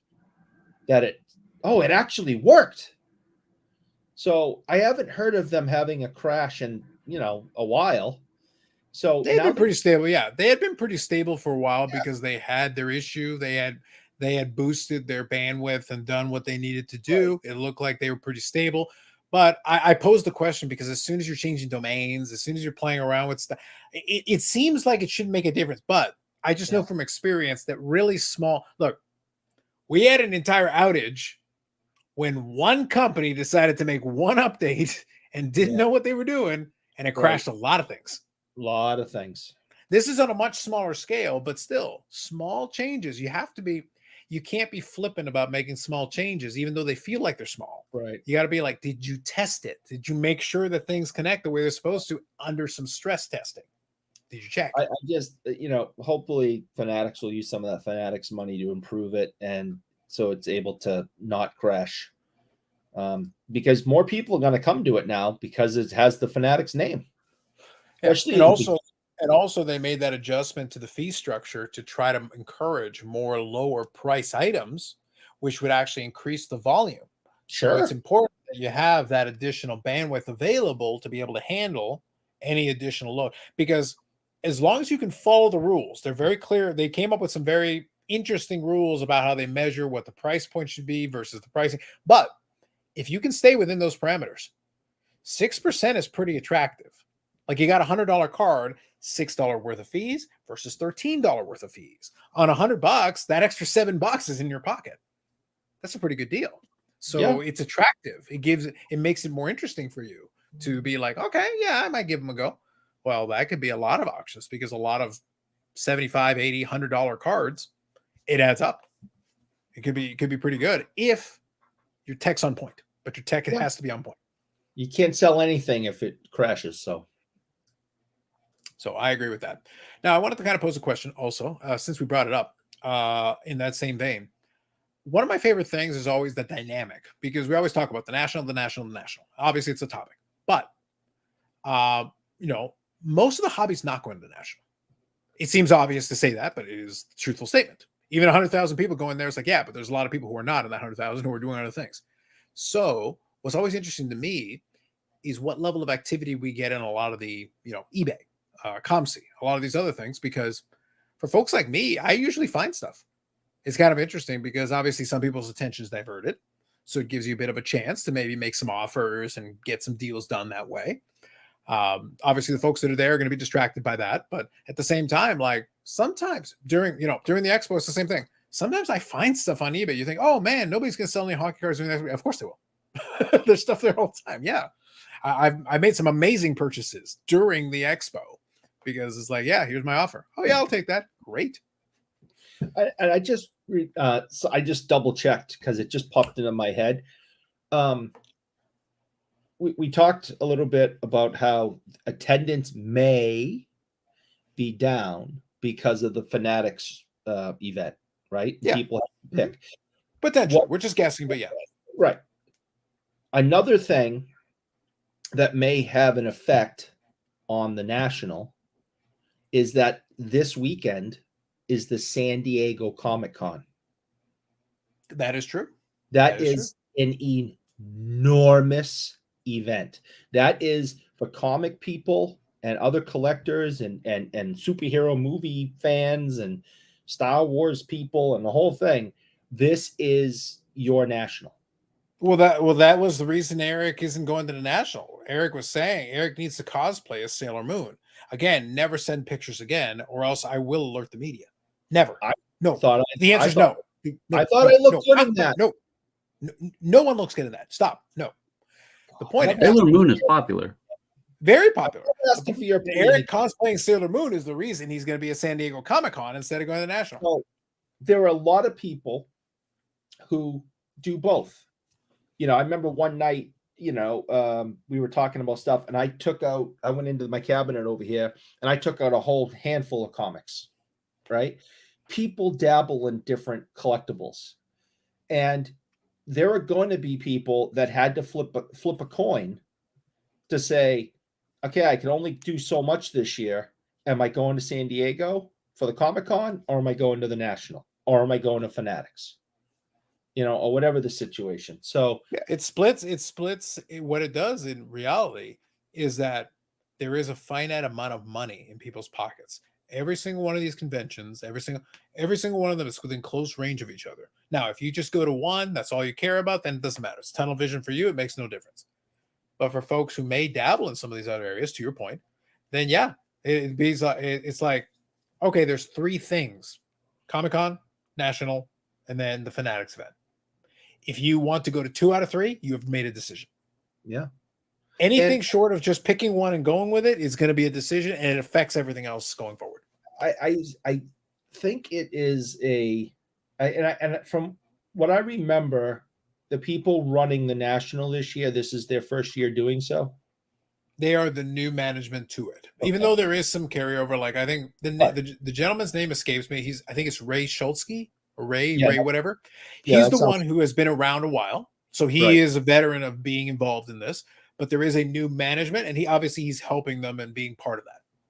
I would hope that in the future, he realizes you do not want to have the two biggest collectible shows in America go off at the same time. I think something else to throw out there on that note too. And I don't know how it is across the entire country. Obviously, the thunder. Sorry if you can hear that. I don't know if it's everywhere in the country, so I don't want to speak on all behalfs, but schools are now starting a lot earlier than they used to. And you have families that are probably trying to do, last minute vacations, school shopping expenses and all that stuff as well. I just pulled the calendar up here for my county and school starts back August 7th. That's when I was growing up, it was September. It was September. It was sometime in September. Yeah. What the hell for? What? Wait, serious question. I don't want to get too far derailed here, But what on earth is anybody doing in school in August? What for? Well, they're getting out earlier. They're getting out in May now. Oh, but going back it used in to be August. It used to be June. Yeah, it used to be June for me. So all of that is adjusted as well. And again, I don't know if that's throughout the country or not, but I know like around here, the schools have adjusted. And so, summer is different period now. So, you're looking at this upcoming weekend. Parents might be trying to go on a vacation or whatever with their kids or school shopping and stuff. So it's just something minor, but that could play a part in how these shows may need to look at future adjustments. Oh, you can't have the two biggest shows in the country at the same time. It's stupid. Mm-hmm. There you go. Doctor Exclusive Joe. Good evening. Evening, guys. Eric, I'll keep an eye out for Tom Selleck autos for you in Cleveland. All the big man and PI fans will be in San Diego. That's right. And thank you, Joe. And Joe, remember, whenever you address the chat, remember to make wealth references. It makes Eric happy. It's important. But thank you. Good evening. Zach here says, I was at work today thinking about scheduling time off. I think I'd rather go to Burbank than National. That's fair. If I get bored, there's a million other things to do I can do in LA. So that, I think, is also a valid point. But it also goes back to our greater conversation. If the goal is to, so let's have a serious discussion here for a moment. Before we have a serious discussion, all right, go. Make me big. Nothing can make you big. Make me big. I'm tempted to push the button to make him microscopic. I've got that button. All right, what is this? Oh, he's got Tom Selleck. I got the entire set. Magnum PI cards. Congratulations. It's a big moment for you. It is. How often do I get to share my Magnum PI cards? And then you can put them all together. And of course, there's a big giant Tom Selleck, poster type of thing you can make. And yes, I put it together. I have no doubt. And I even have the wrapper because wrappers are cool, man. There you go. Okay. So as I was saying, I'll finish reading these comments and then I'll get to that thought that Zach brought up. Stuke says, I don't think attendance will be down too much, still around 100K this year. Yeah, no, to be clear, I am not suggesting that attendance is going to fall off a cliff. Not at all. There's still people, and this still plays into the discussion I want to have.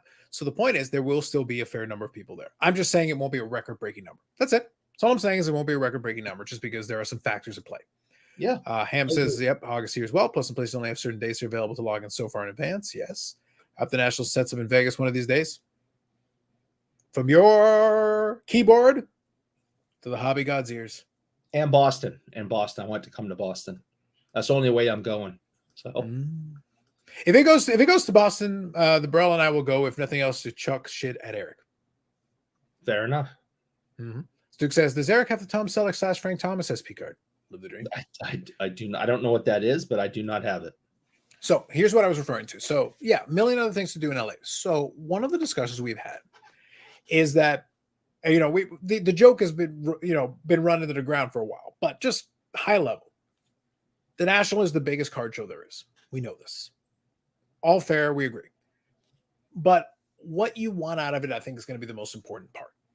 If your statement is, I want to go to the biggest show where the most amount of people are going to congregate who may be in my circle, say YouTube or whatever, great. And then you say to yourself, okay, so this is our excuse to congregate in one place at one time and meet up and hang out and do all that. If that's what you're looking for out of it, it works just as well as any because it's the biggest show. It gives people a lot of good excuses. I'm kind of in the camp that I'm not looking to, again, money's no object. I don't need to worry about the cash. It doesn't matter. I would rather do a couple of strategic regional shows and meet up with pockets of people where we can have more quality time to chat and to, hang out and do all that, as opposed to, yes, you're in this gigantic group, but I basically have to dole out seconds of time for each person. I acknowledge you. Now be gone. Next, not like literally like that, but that tends to happen. Like if you get a big enough group of people together, maybe you want to say hi to a whole bunch of these people that you may not have had the chance to speak to before.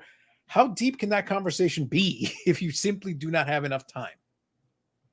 Do you get what I'm saying, Brandon? Like, is what I'm saying make any sense at all here? Mm-hmm. And that's I guess that's part of the reason that the national, you mentioned pockets of people, but there's like meetups for Yeah. particular groups or groups of people that get together, because when you're at the show, you know, I've I don't consider myself by any means having a large YouTube channel or anything like that. And when I went to the national the one time, even there, or like Chantilly and stuff, it's funny how many people you run into. I mentioned Andy. She blinded me with refractors. Mhm. He came up to me. I didn't know he even knew who I was at the national. Um, and there were several people like that that had channels. They were known in the hobby, in the community, and they knew who I was, but I didn't even realize they knew who I was. And it's this constant of, you meet with somebody, you speak with them for a few minutes, and then you're on your way. And it, that's where the meetups come in, because then you do socialize a little bit more. Mhm. But as far as, like, as an example, I've talked to some of the people that have been around my channel and the Facebook group and all that basically since the beginning. That, and we have became, I consider them friends, not just because of the hobby, but actual friends now. And we've kind of had this discussion. We don't need to go to the national to hang out.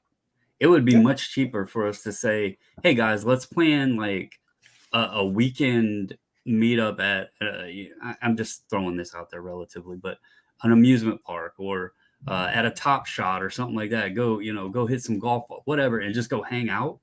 We don't need to spend, you know, all of the money to get a hotel and the passes to get in the show and everything else to meet up and hang out. Like, I think some people have become such friends because of the hobby, but they feel like the national is where they need to go hang out. And it's just not the case. Like, it's awesome to have the cards and everything else, but you hear so many times people say the national is what it is because of the people.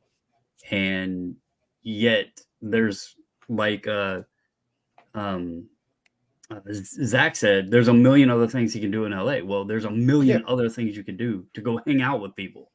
You could, So, yeah. yeah. I think though your point is that what all I'm referring to is the difference between time and quality time. There is a difference because you can spend time with people, but like I said, basically acknowledge them, ships in the night, hello, hey, how's it going? Hey, nice to see you. Not exactly an in-depth conversation. And I'm also not saying you need to bare your soul and have deep philosophical conversation with everybody you meet either. I think there's a happy medium in between where I think you can engage people at the level that they're comfortable and engage them at the level that they would like to be engaged at. But if you have more time, you have that option. You can be like, if you'd like to continue the conversation, have a little bit more, but I have to say hi to 56 other people now.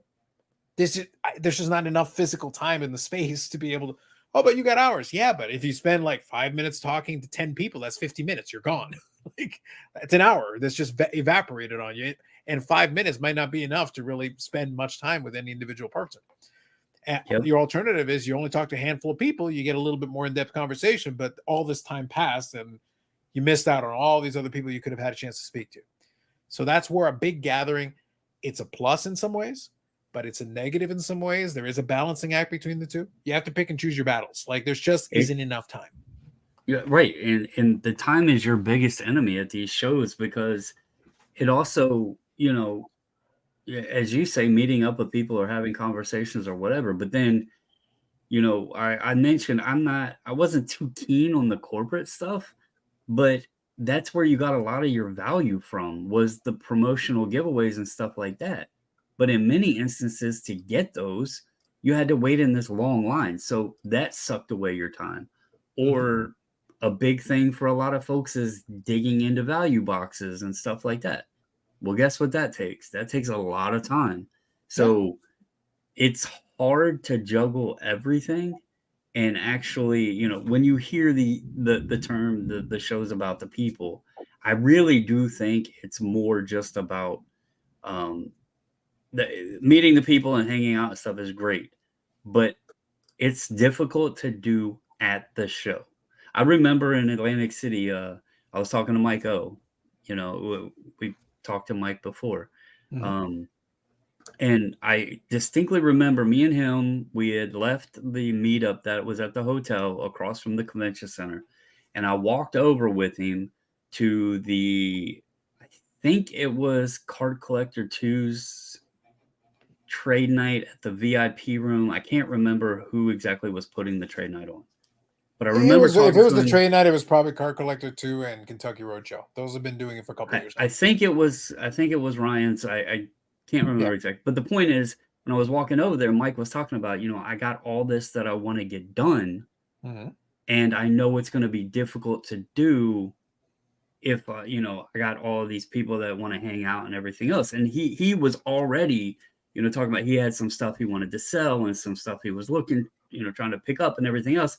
And he was saying, it's going to be difficult to balance the socialization with what I am here at the show to try to get accomplished. Mhm. And that's just a big part of it. And you don't, we all talk about it in many different things in life. You get into these things and it's over before you know it. Like the anticipation builds up throughout the year. Oh, the Nationals coming, and then boom, the Nationals over. It's like so quick. So Yeah. No, I think that's fair. And the key here is that I'm never going to discourage anybody to go where it makes sense for them, because the only thing, it's been a theme of our show. You got to figure out what you're getting out of this. If you're getting what you need to get out of this, then it's probably all right. You're probably doing okay. Like whatever that is, I can't speak for you. So you got to figure that out for yourself. Even going to a card show, and I'll read Stu's comment here in a second as well, because it's a valid point. One of the things that Expo, we always talk about Expo and what we do on this end. Eric got a chance to experience that, and it works for his sensibilities, obviously for what he collects. But then, Bobby and I have been doing these for decades now. We're literally decades between the two of us. The Expo works great for me because number one, it's in my backyard. It's a hop, skip, and a jump for me. I do something that a lot of people would be like, well, why you do it? It's like I will book a hotel even though I'm in town. But for me, where I'm at about 40 minutes away, 45 minutes away. So it'd be a waste of time for me to go an hour and a half round trip just to be like, just to be. But at the same time, I treat it like a vacation. To me, it's like a staycation, but it's nearby the show and everything. So I give myself that cost. But when I'm there, I am on vacation. I am enjoying myself. I'm relaxed. I'm separated out from the day to day.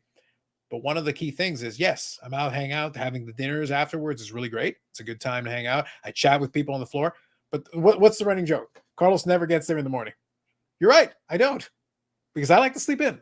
I'm on vacation, Brandon. I don't need to get up early to do anything. I don't care. I will show up when I damn well feel like it, and I will engage in the show as much as I wish. Hang out. I still get to hang out and chat with a lot of the folks that I want to hang out and chat with.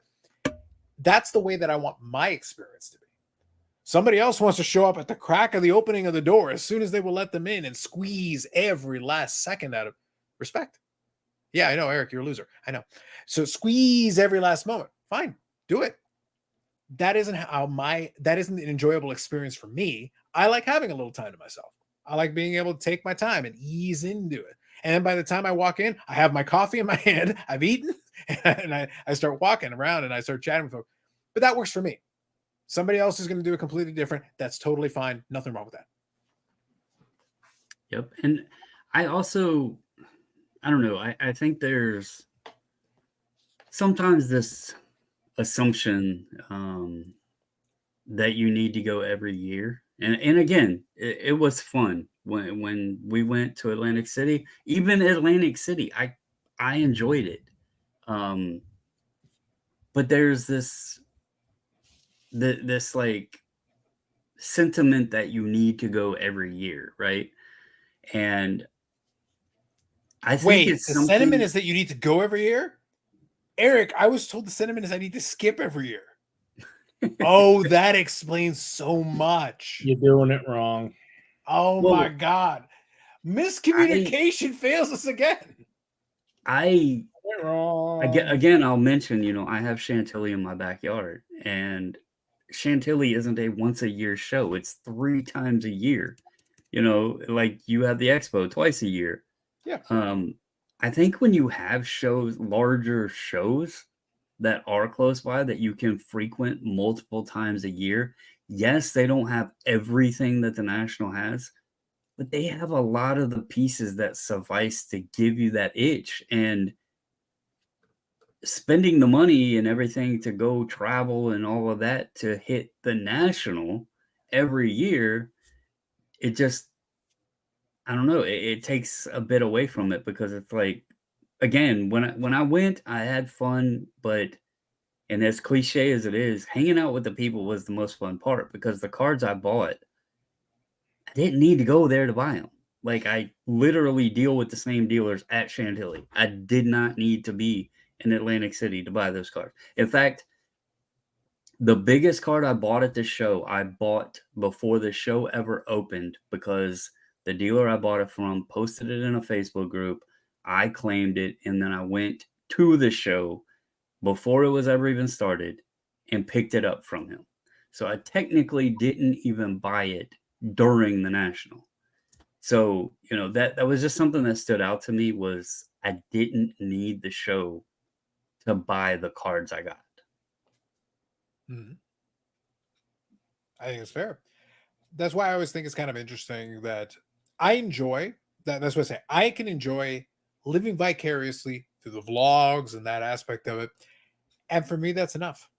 It's a running joke in the gag. Obviously, my lifetime ban at the National. It's unfortunate. Like, the cabal got together and said, hobby goat or not, Carlos is out. All right, listen, I have to go with the will of the people. The cabal has spoken. I don't know. I don't know what I need to do here. Yeah. But at the same time, it doesn't offer me something I want at this point. That's where it's kind of interesting. Is that, but you can hang out with these people. Yeah, but it's not about the cards. It's about the people. I understand the sentiment, but if I'm going to spend that much money to go there, whether I've got it or not, then you better believe I want some of the goddamn cards to be worth my while too. I'm sorry. I don't want to pay that. Look, much love. I don't want to pay that much to hang out with you. It's not me, it's you. It's not worth that much to hang out with you, my friends. Sorry. I'll tell you from the point of air, like, you collect a lot of different things. So, like, if you were going and wanted to piece pick out some of your Bowman collection, your Bowman set or whatever, you'd be able to do it there. But I'm sure you can do that At the many other National, with places my as well. collecting sensibilities, at the National, I'd be fine. I could totally find Yeah. things there. I don't care if you got 0 hockey cards. I could find things there that would not be a problem. For Eric's part, though, I would say 95, maybe even more % of the show, I think you would enjoy looking at the stuff, but I don't know if it would be anything that you would actually be interested in opening your wallet for. Yeah, Bobbles. And That's exactly why I don't. That's exactly why I don't go, and I save my money in my vacation time to go to Toronto, where every single yeah, table in that place has something I want. right, yeah. It isn't worth going to the National and paying for the trip back and forth, paying for hotel, paying for food, paying to get in, and then buying, possibly spending money on stuff. It's not worth it. I'll never go unless it's in Boston. Yeah, yeah, and that's why I wanted to point that out because, we sit here and we talk cards and we BS and give each other crap and everything, and there's we talk about communities and all this, and there's a community here, but the National isn't going to be appealing to everybody, and that doesn't mean that you don't fit in the community. It's just that doesn't fit what you do, and that's going to be for a lot of people. And I agree. That I think that's the key takeaway, though. You can love the National, and that is perfectly valid. That is 100% fine. It's completely okay. And we can be like, it doesn't fit what I need to do in the hobby. It doesn't fit what I do. It doesn't fit what I want to do. Last year was like I say it seriously. Last year was probably the last chance to actually get down to the National it could have been because I got as far as having the hotel booking. It actually, some circumstances prevented me from being able to go through with it. But as soon as that happened, this year I could win the lottery, and the answer is still no. It's not about the money. It's not even about the time. I can make the time and I can have the money. It doesn't fit what I want to do. It's just, no, not for me. But for somebody else, it probably makes all the sense in the world, and they're going to do it every year. And hey, awesome. That's fantastic. Bobby was saying the pandemic was a turning point where the shows turned into a social, from a place where you can find everything and anything. I think that's fair. Zach was saying Carlos would be deep in value boxes looking for Josh Rosen. You get it. You get it. It's facts. Stuke says, one of the cards I bought at the National last year for $80, the cheapest I've seen on eBay since, is $331. Another I paid $100, just sold for $500. The other cards I bought there were similar stories. Excellent. Good to hear. Good. It's good. Yeah, it's awesome that, that you were able to, flip some stuff and help pay for the trip. But for me, it's just... Well, in this case, it wasn't about flipping. He's saying he was able to buy a card that but the only other copies were more expensive. So he bought it cheaper. And just sold for $500. The second one. Yeah, the second one was the flip. The second one was flip. So that's, that's great. $400 is awesome. But and that's paid, but your vacation to the National was $3,000. Well, speaking on the flipping side, so obviously what I do Speaking now, of the 540 flipping side, go on. Yeah, yeah. Speaking of the flipping side, right? I don't want to talk That's about all that. I do every day is flip stuff. But I don't really do it in the card sense. I found that the reselling space and all of the categories out there, the endless amount of categories that you can find out there, it has such a similar take to going to a show and people digging in boxes and everything else, except it's much easier to find stuff with way higher margins. Stukes is saying he paid $100 and a card sold for $500. Okay. I have examples where I've bought stuff for 50 cents and sold it for 300, and that's way more common than investing 100 into something to flip for 500. So when I go to shows, I never was shopping. And maybe this is just me, but I was never shopping looking for the items to flip. It, like, when I go to a card show, I get so sucked into looking things that I just want to buy for myself. The flip game and all that stuff in the card sense goes right out the window. Like, I do not. And that's part of the reason why, like I've discussed with you guys in, previous episodes or off, recording, I actually just want to get rid of everything that does not fit in my collection. I'm actually working on potentially bulking everything out and only having what is in my collection, because I don't enjoy hunting for cards to flip. I don't. So I've only flipped 2 cards in my life, I think, and they were both Ken Dryden rookie cards that were absolutely mangled, and I got it at a couple of different shows locally, and came home, put them on eBay, and made like $40 a piece off them. Bought them for 10, sold them, $50, $60, and it's the only time I've ever flipped cards is 2 Ken Dryden rookies that were just banged to shit. I think the same guy in Texas bought them both. And they were about went back and bought them the hockey oracle? The one touch. It was yeah. Yeah, it's funny. That's where I got mine, right? It was in San Antonio. So you juiced them up, and then you bought it. And I see what's going on here, Eric. Yeah. The plot deepens here a little bit, and then on top of it, he sold it to the Hockey Oracle. I know what happened. Oh, and the Dallas tie. Could be. We got suspicions, man. Zach, you're saying, think about the Nationals. I don't have these super close hobby friends. I have people that I'd say hi to and love to introduce myself to, but would spend hours walking the show, going to dinner. Nah, totally get it. Totally get it.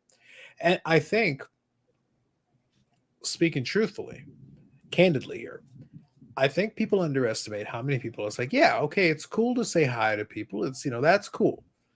But a lot of folks just kind of want to do their thing. It's nice when I go to the expo and people are like, hey, I check out the channels and we'll chat for a moment, and that's good enough. And then that's good. But it's one of those things where I never expect it. I never put it on anybody to be, but it's nice when they do. And that's good. Oh, absolutely. Yeah. Doesn't have to be this big, elaborate, long conversation. If you want to chat for a little bit, great. If you just want to say hello and chat for a moment, great. That's perfectly fine too. I would never put that on anybody. It's also no expectation on that. So I think everybody's got their own level of engagement they're comfortable with. So it's one of those things where a lot of times it's like, oh my God, it's this family reunion. It's like, well, listen, I won't speak to y'all, but I like to spend a little time away from my family, even my real one. Like, yeah, look, I'll deal with it. You want to go with the family analogy, Brandon? I tolerate y'all. Okay, just I feel as if you're talking about me. Oh, everybody's talking about you. I feel as if that is your family tolerates you. No, they don't. I said that facetiously. Oh. Tolerate is a relative term. Okay. Like they haven't literally booted you out and lit you on fire. So like that's tolerance. My mother comes on here every week and just badmouths me. Yes, but you're not on fire. No, not yet. But if she went with the fire flames, it'd be a different conversation. She does that because you make her sit in the living room and watch people riding bicycles. Stupid the bicycle garbage. I know. We just did it for a month, watching the Tour de France. A month watching freaking biking? Tour de France, 3 weeks. Did you consider just getting the Peloton television network and just moving on with your life? No, I clockwork oranged her, and we watch cycling, every day for a month. That's how serial killers are made. And the Olympics is coming up, and the Olympics has tons of cycling. Oh, wonderful. It's Olympic cycling. It's even better. It is. It's awesome. Brandon, I am going to go so deep into this on Friday. Like, I'm just making a mental note. Like, the games will begin. Speaking of, forget about the Olympiad. My games will begin on Friday when I lay into this one. So she says I can show you the cards. That much, okay? That's what you claim. I can show you the cards between them at PSA September. I get it. But yeah. So anyway, the point of that conversation is to say, if you are someone in the chat or wherever else that is going to the national, have a good time. The conversation is not meant to dissuade you in any way. By the way, just to be clear, it's not meant to. I am actually going to enjoy the content. I'm going to enjoy the vlogs and all that. I'm going to have a good time with it. I love this stuff. To me, like the praise the content gods is not simply a catchphrase. Like, no, I enjoy it. I love it. And if it motivates you to actually make some goddamn videos, I approve. I co-sign this. I like people going around and showing us things from the national that we wouldn't normally see. Yeah. Like, I don't know, some Babe Ruth Gaudy card that's in a PSA 10. Yeah, I don't know. I mean, something special that you're like, wow, that's really cool that you're only going to see at the national, So I like watching those videos. Just the typical just walking around and just pointing your camera everywhere. And I could miss those, but when they actually stop and they interview somebody that's passionate about what they're doing, can give you some information, some history about, a card or something about the hobby. I like watching those every year. Yeah. And that's what's kind of fun for me, because we've been in kind of the doldrums of really quiet times on a lot of the videos and stuff. So I think if this motivates some folks and gets them up and gets them to make some videos, I'm like, great. Gives me something to watch while I'm hanging out and doing my thing, and I'm going to enjoy it. So I encourage you, those of you who are out there doing it, go ahead, make the videos. That's why I thought it was funny, because obviously 4 Collectors and a couple of the others were like, I know some of you are mad about, Europe's, you're getting irritated with all the nationals. Like, no, make 1,000 videos. Go ahead. But I don't have to watch them all. But we don't want to watch Mike Ham's videos. So I don't know. He is Florida man. No, I don't encourage him. Anyone else, feel free, make some videos, post them, we'll watch them. Mike, you shouldn't. Well, listen, I got a serious bone to pick with Mike after his Florida man sensibilities ruined Troy Dan. Like, I feel like that was the biggest upset. That was the biggest takeaway here. I'm sitting there like, we got a slam dunk candidate here. We got a winner. I in agree. Troy Dan. You're And gonna what have to happened? try harder, I guess. Like, Jesus, the man was in a hot dog costume. What do you I- people want? listen, I think that's the goat of goats of cards right there. Of stupid Good Lord. cards. On stupid cards, that's I don't care. That's in the Mount Rushmore. Brandon, I think people will live to regret not voting for Troy Dan. Yeah. I think they'll be. Usually I feel I'm like not I made a upset mistake. when I win. This was wrong. Because it doesn't happen very often. So I'm always very excited when I win something. But I don't know. I just feel a little dirty tonight. I think it was rigged. I think that was a rigged election. Just saying. Zach says, I've met some YouTubers you assume are outgoing and live to meet people that are super awkward and seem really uncomfortable when you even acknowledge you watch their videos. I think that's fair. Well, listen, Zach, if you ever make it up to the expo, you should go and chat with Eric. Eric, as soon as you see Eric and you tell him you like watching him on the lives and everything, he's like, praise me. It's kind of weird, man. To touch on Zach's comment there, it may not all it may not be all as you're taking it as, because I will be honest, I still, when like if somebody comes up and asks, hey, are you Bobbles or whatever, it always catches me off guard. It's not that I'm uncomfortable. It's many people will be surprised that you know who they are. I'll never forget this because my wife, as Eric knows and acknowledges, a lot of people like to call me an ass. But I will, since we're on the topic of the national, I'll never forget this. We went to go pick up our VIP passes and stuff, and there's like escalators in Atlantic City, and we had got our passes, and we were about to leave the convention center. We were going down one escalator, and somebody was coming up the other, and they had said something to me, and I did not know who they were. And apparently they watched my videos and they said, something about, hey, I enjoy your videos, yada, yada. My wife was like, you're such an ass. You didn't even acknowledge them. And I was like, what are you talking about? And she's like, that guy was talking to you. And I just never expect people to recognize, like, when I'm out or at a show or anything like that. And so it's not necessarily that they may purposely be uncomfortable. They just may not expect it, and it may come across as awkward. That's all I'm going to say, because 9 times out of 10 when somebody says something to me, I apologize because I don't know how to respond because I don't expect it.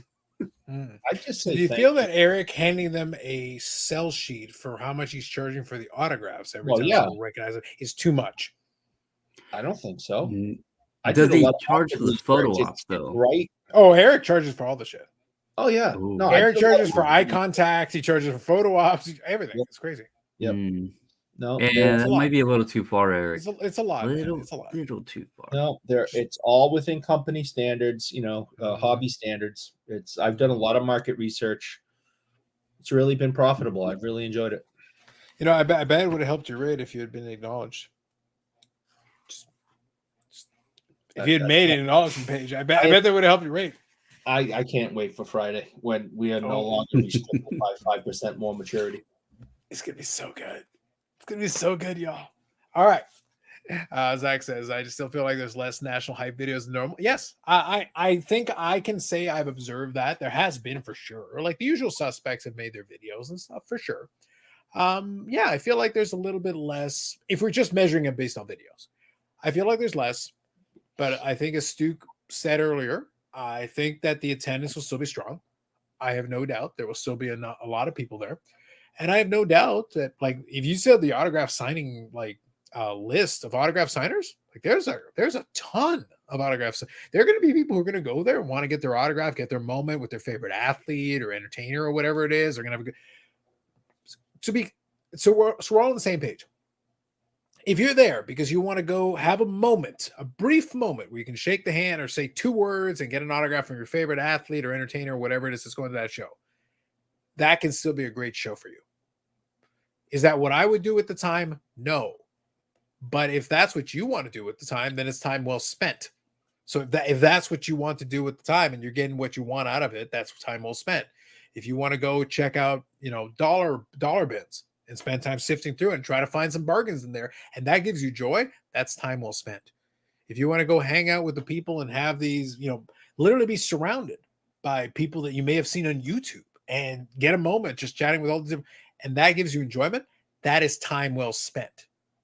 All those things can be true. And then there can be people like me. It's like, man, not for me.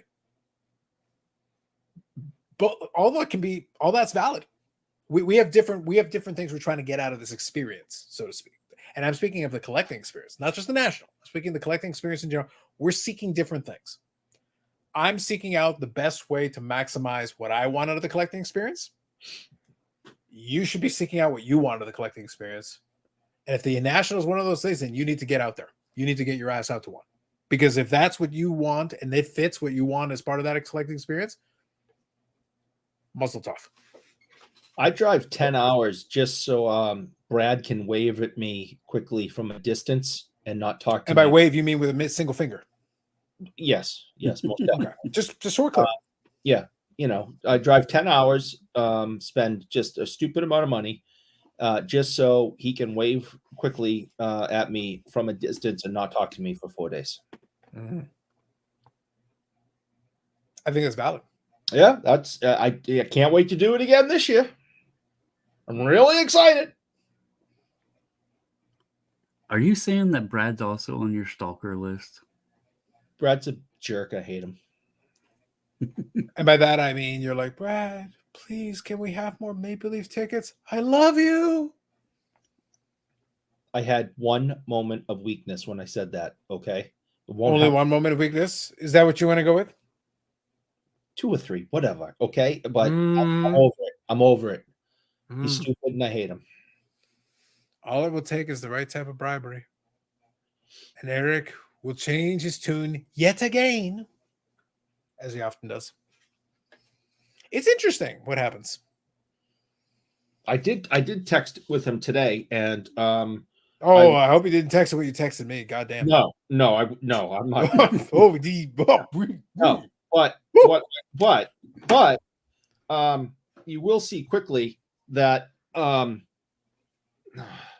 there is LOL. a middle finger emoji. Okay. Yeah, exactly. I made sure he knew exactly what I thought about him. So there is a middle finger emoji, and he can suck a bag full of them. Wow. There you go. Listen, we're learning a lot tonight. So, folks, it is a live stream, but at the same time, it is also kind of a podcast episode live stream. So I am more than happy to chat for a couple more minutes before we wind her down for the evening. However, it's on you. You tell us if there's anything in particular that we haven't touched on that you would like us to touch on. Again, it's just an impromptu stream tonight. We're just having a little fun with it. We'll have the usual Friday live. We'll have you happening as normal. Our not national coverage will continue. We got to have our not national coverage, the annual tradition that is the not national coverage. It's exciting. Eric, how long have you been cycling? Have you had your testosterone check recently? Eric's been cycling a lot of things. Now, as pertains to the bicycle, that's a different conversation. Go on. Cycling the drain. Yeah. Which cycle is he talking about? No, that's why I was saying Eric has been cycling for some time. Now, as pertains to the bicycles, that's a different conversation. Go on. I've been cycling seriously and passionately since Jose Canseco. Go on. Since 1994. I bought. That's when I bought my first expensive bicycle. $150. Yeah, I wish.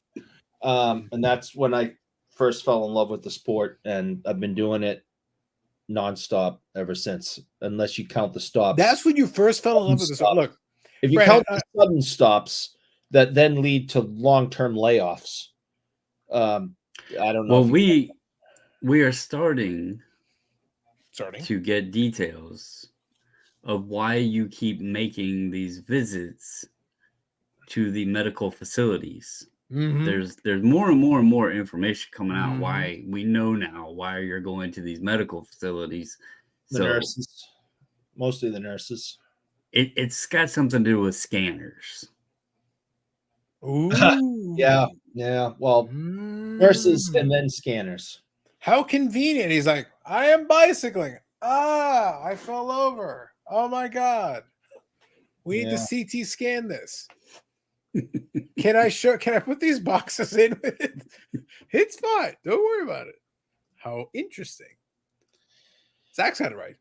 Cycling isn't a sport. Oh my God, Zach, that's not nice. If you watch the Tour de France and watch what these guys do for 21 days, Take drugs. Yes, go on. I was going to say, I mean, the greatest one of all time, kind of like. Boop. Swish. That was an easy one. Like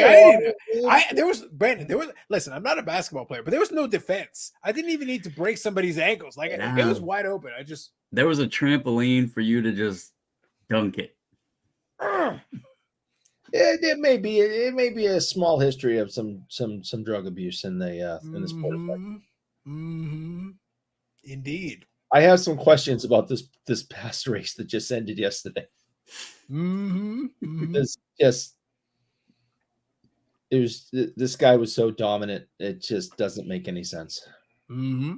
And it's like, where have I seen this before? CC says, Eric, was the text that you sent Carlos a pic of you wearing biking shorts? Listen, CC, between you and me in the chat, I lived for 2.5 years in Guelph, the most magical place on earth that Eric loves.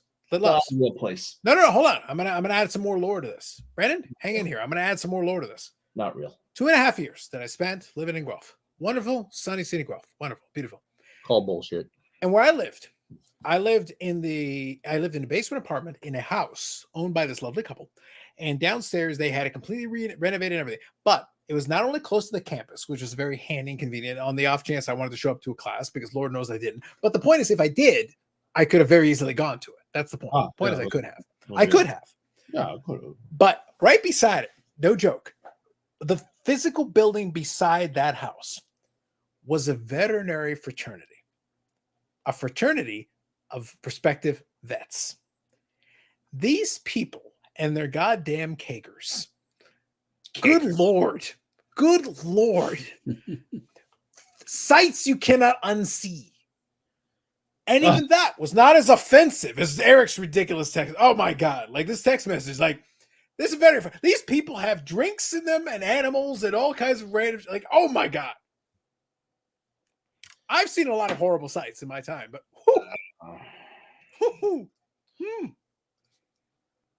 even in my adulthood, like retinas burned. Retinas. I still think I look good in that Sailor Moon costume. Zach says, Tour de France. I honestly think just about the drugs. That's right. And I don't blame anybody for that. Pogacar was insane. Pogacar. Whatever. Can be barely a human performance. So the question is, does Pokemon,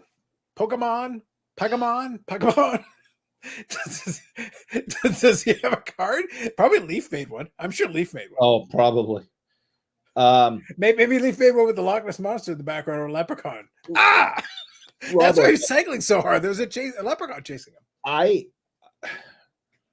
I hope that they're x-raying his bike, because it is just screaming mechanical doping. But they're supposed to be x-raying the bikes, so I don't know. Wow, as long as they're x-raying the bikes, man, that's important. We got that going for us. It's kind of interesting. I'm going to go with cycling is still not a sport. Cycling is, basically we're sportizing cardio. Which, listen, I'll tolerate cardio. I don't think anyone enjoys cardio. I didn't enjoy. Well, someone sure could. Like they're sick. My legs are dead right now. I did 25 miles today. Gravel on, mostly gravel trail, some road. And my legs, I tore my legs off, and I can't wait for this stupid show to be over so I can go lay down. Robert says 2020 Panini sticker is the main rookie. There you go. Pogacar, Pokemon, whatever. Pogacar. Whatever. Josh says, good evening, gentlemen and Eric. Good evening, Josh. Shut up, Josh. Indeed. So, Brandon, I'm going to ask you. I asked the chat, but I'll ask you. Any other last thoughts or anything? Because we can wind her down on this. I think we've had a fun little conversation. Covered a lot of ground. We gave everybody some solid thing. We learned a lot. We learned that somehow Eric was able to rig an election against a man in a hot dog costume. Like, what the hell happened, man? Doesn't make sense. I tried. I guess I'll have to bring it harder next week. But no, I think, to close, just closing thoughts in general. As Carlos stated, the thoughts and the mentions on the national isn't to persuade anyone from not going. In fact, if you've never been, I would recommend at least going once. Unless, hold on, Brandon, I'm going to make one caveat. Unless you're already on the way to the national and for some reason you're listening to this and somehow we've convinced you to turn the car around, in which case, fuck yes. Yes. Yes. Yeah, I mean, let's go. If that's your choice, and we are. Brandon, I want that kind of power. Hashtag I influencer. want that kind of power. We all three might could get a card in Topps Big League if that happened. Listen, that's hashtag influence, right? That's there. Influential, yeah. If you're just planning to head out tomorrow or whatever, that doesn't count. No. If you're in the fucking car and you're driving down the road and you're literally listening to us, so you're like, you're right. Fuck the national, and you turn around. Yes, that's what I want. Then yes. But no, I mean, if you're going, hope you have a good time. Keep your guard up because it's been kind of a hot button topic lately. And if you've not been and you just have no interest, that's fair game too. If you do have interest, I would suggest, at least going once, but it's not for everybody. Yeah, I think it's fair. Josh, you says, I would like Eric thoughts on Miguel Indurain. You said it right. Big Mig won 5 tours. I can only assume that he was doped up like everyone else. Wow, what a legitimate sport. I love it. But he was extremely dominant in the late 80s, early 90s, and won 5 tours. And I would assume that he was also probably on drugs. Excellent. What a wonderful sport for you to spend a lot of time devoting yourself to watching. Fantastic. As a man who complains about drugs in sports, watches a sport that is the drugs. Drugs. I try to catch him from home. I'm trying to do a great job, an amazing job. I'm do my part. That's fantastic. You're doing great. You're doing fantastic. All right. Last comment of the night is going to go to Zach. You don't want to hear about Lauren Fignon? We're just gonna skip over Lauren Fignon. All right. Tell us about Lauren Fignon. I don't like him. He was stupid. I don't care. Anyway, so Zach was saying, last word. Zach, if Carlos could close the national, that's Sports Card YouTube Hall of Fame worthy. Another worthy pursuit. Like, listen, one of my life's goals is to make the I want to go to the national just so Mike Baseball Collect. Well, actually, Mike Baseball Collect doesn't run anymore. Just so that formerly Typical Leprechaun, I think his legends never die. So I want him to hand me my patch personally, and I will have him hand it to me at the national when it makes it to Las Vegas. And not a moment before. I just noticed there's an all-star thing now, so I got to look into the rules. I might have to revamp up my videos because I've been nominated a couple times for the Hall of Fame, but I don't know. All-star just seems pretty cool. So, all right, for the record, we'll spend more time on it on Friday. But just so we're clear, I know of it. I don't think there are rules. I think you just name off a billion channels and go with it. That's all it is. Sanderson or Bobbles and ball cards, 540 flips. This is where it's got to be discussed because we need VAR in there. We need the views above replacement. We got to have. Why would you bring this evil upon us? Why? Oh, because it's got to be done professionally. It's got to be done right. And I think that if we're going to have All-Stars and Hall of Fames, you got to have so many All-Star appearances before you can be a Hall of Famer. It just So makes sense. I'm gonna start taking drugs so I can make the All-Star team. Wait, you mean more drugs? No, the problem is I don't take any. Well, it's unless Advil comes. You watch cycling. You're definitely on drugs. Don't lie to me. I take a lot of Advil, but other than that, no drugs. I'm going to start though. Okay, fair enough. So tonight we've learned a lot. Is the important thing. We've learned a lot. We've learned that Eric does not know what boundaries are as far as text messages are. We've learned that. We've learned that, if nothing else. We've learned that, enjoy the national if you're going. If you don't, enjoy that not going to the national. That's cool too. I will. And overall, just find what you want out of this hobby. And if you can manage that, you'll probably be all right. And also, don't watch cycling. That's for losers. It's not true. As 100% true. That is the truest thing I've ever said. And also, one last thing I'll leave you with before we sign off officially. Justice for Troy Dan. Justice for goddamn Troy Dan. What happened tonight? Yeah. Like, folks, what happened? This segment went downhill quick. It was a fun segment until it wasn't. Yeah. Listen, we have strayed so far from the Lord. We have strayed so far.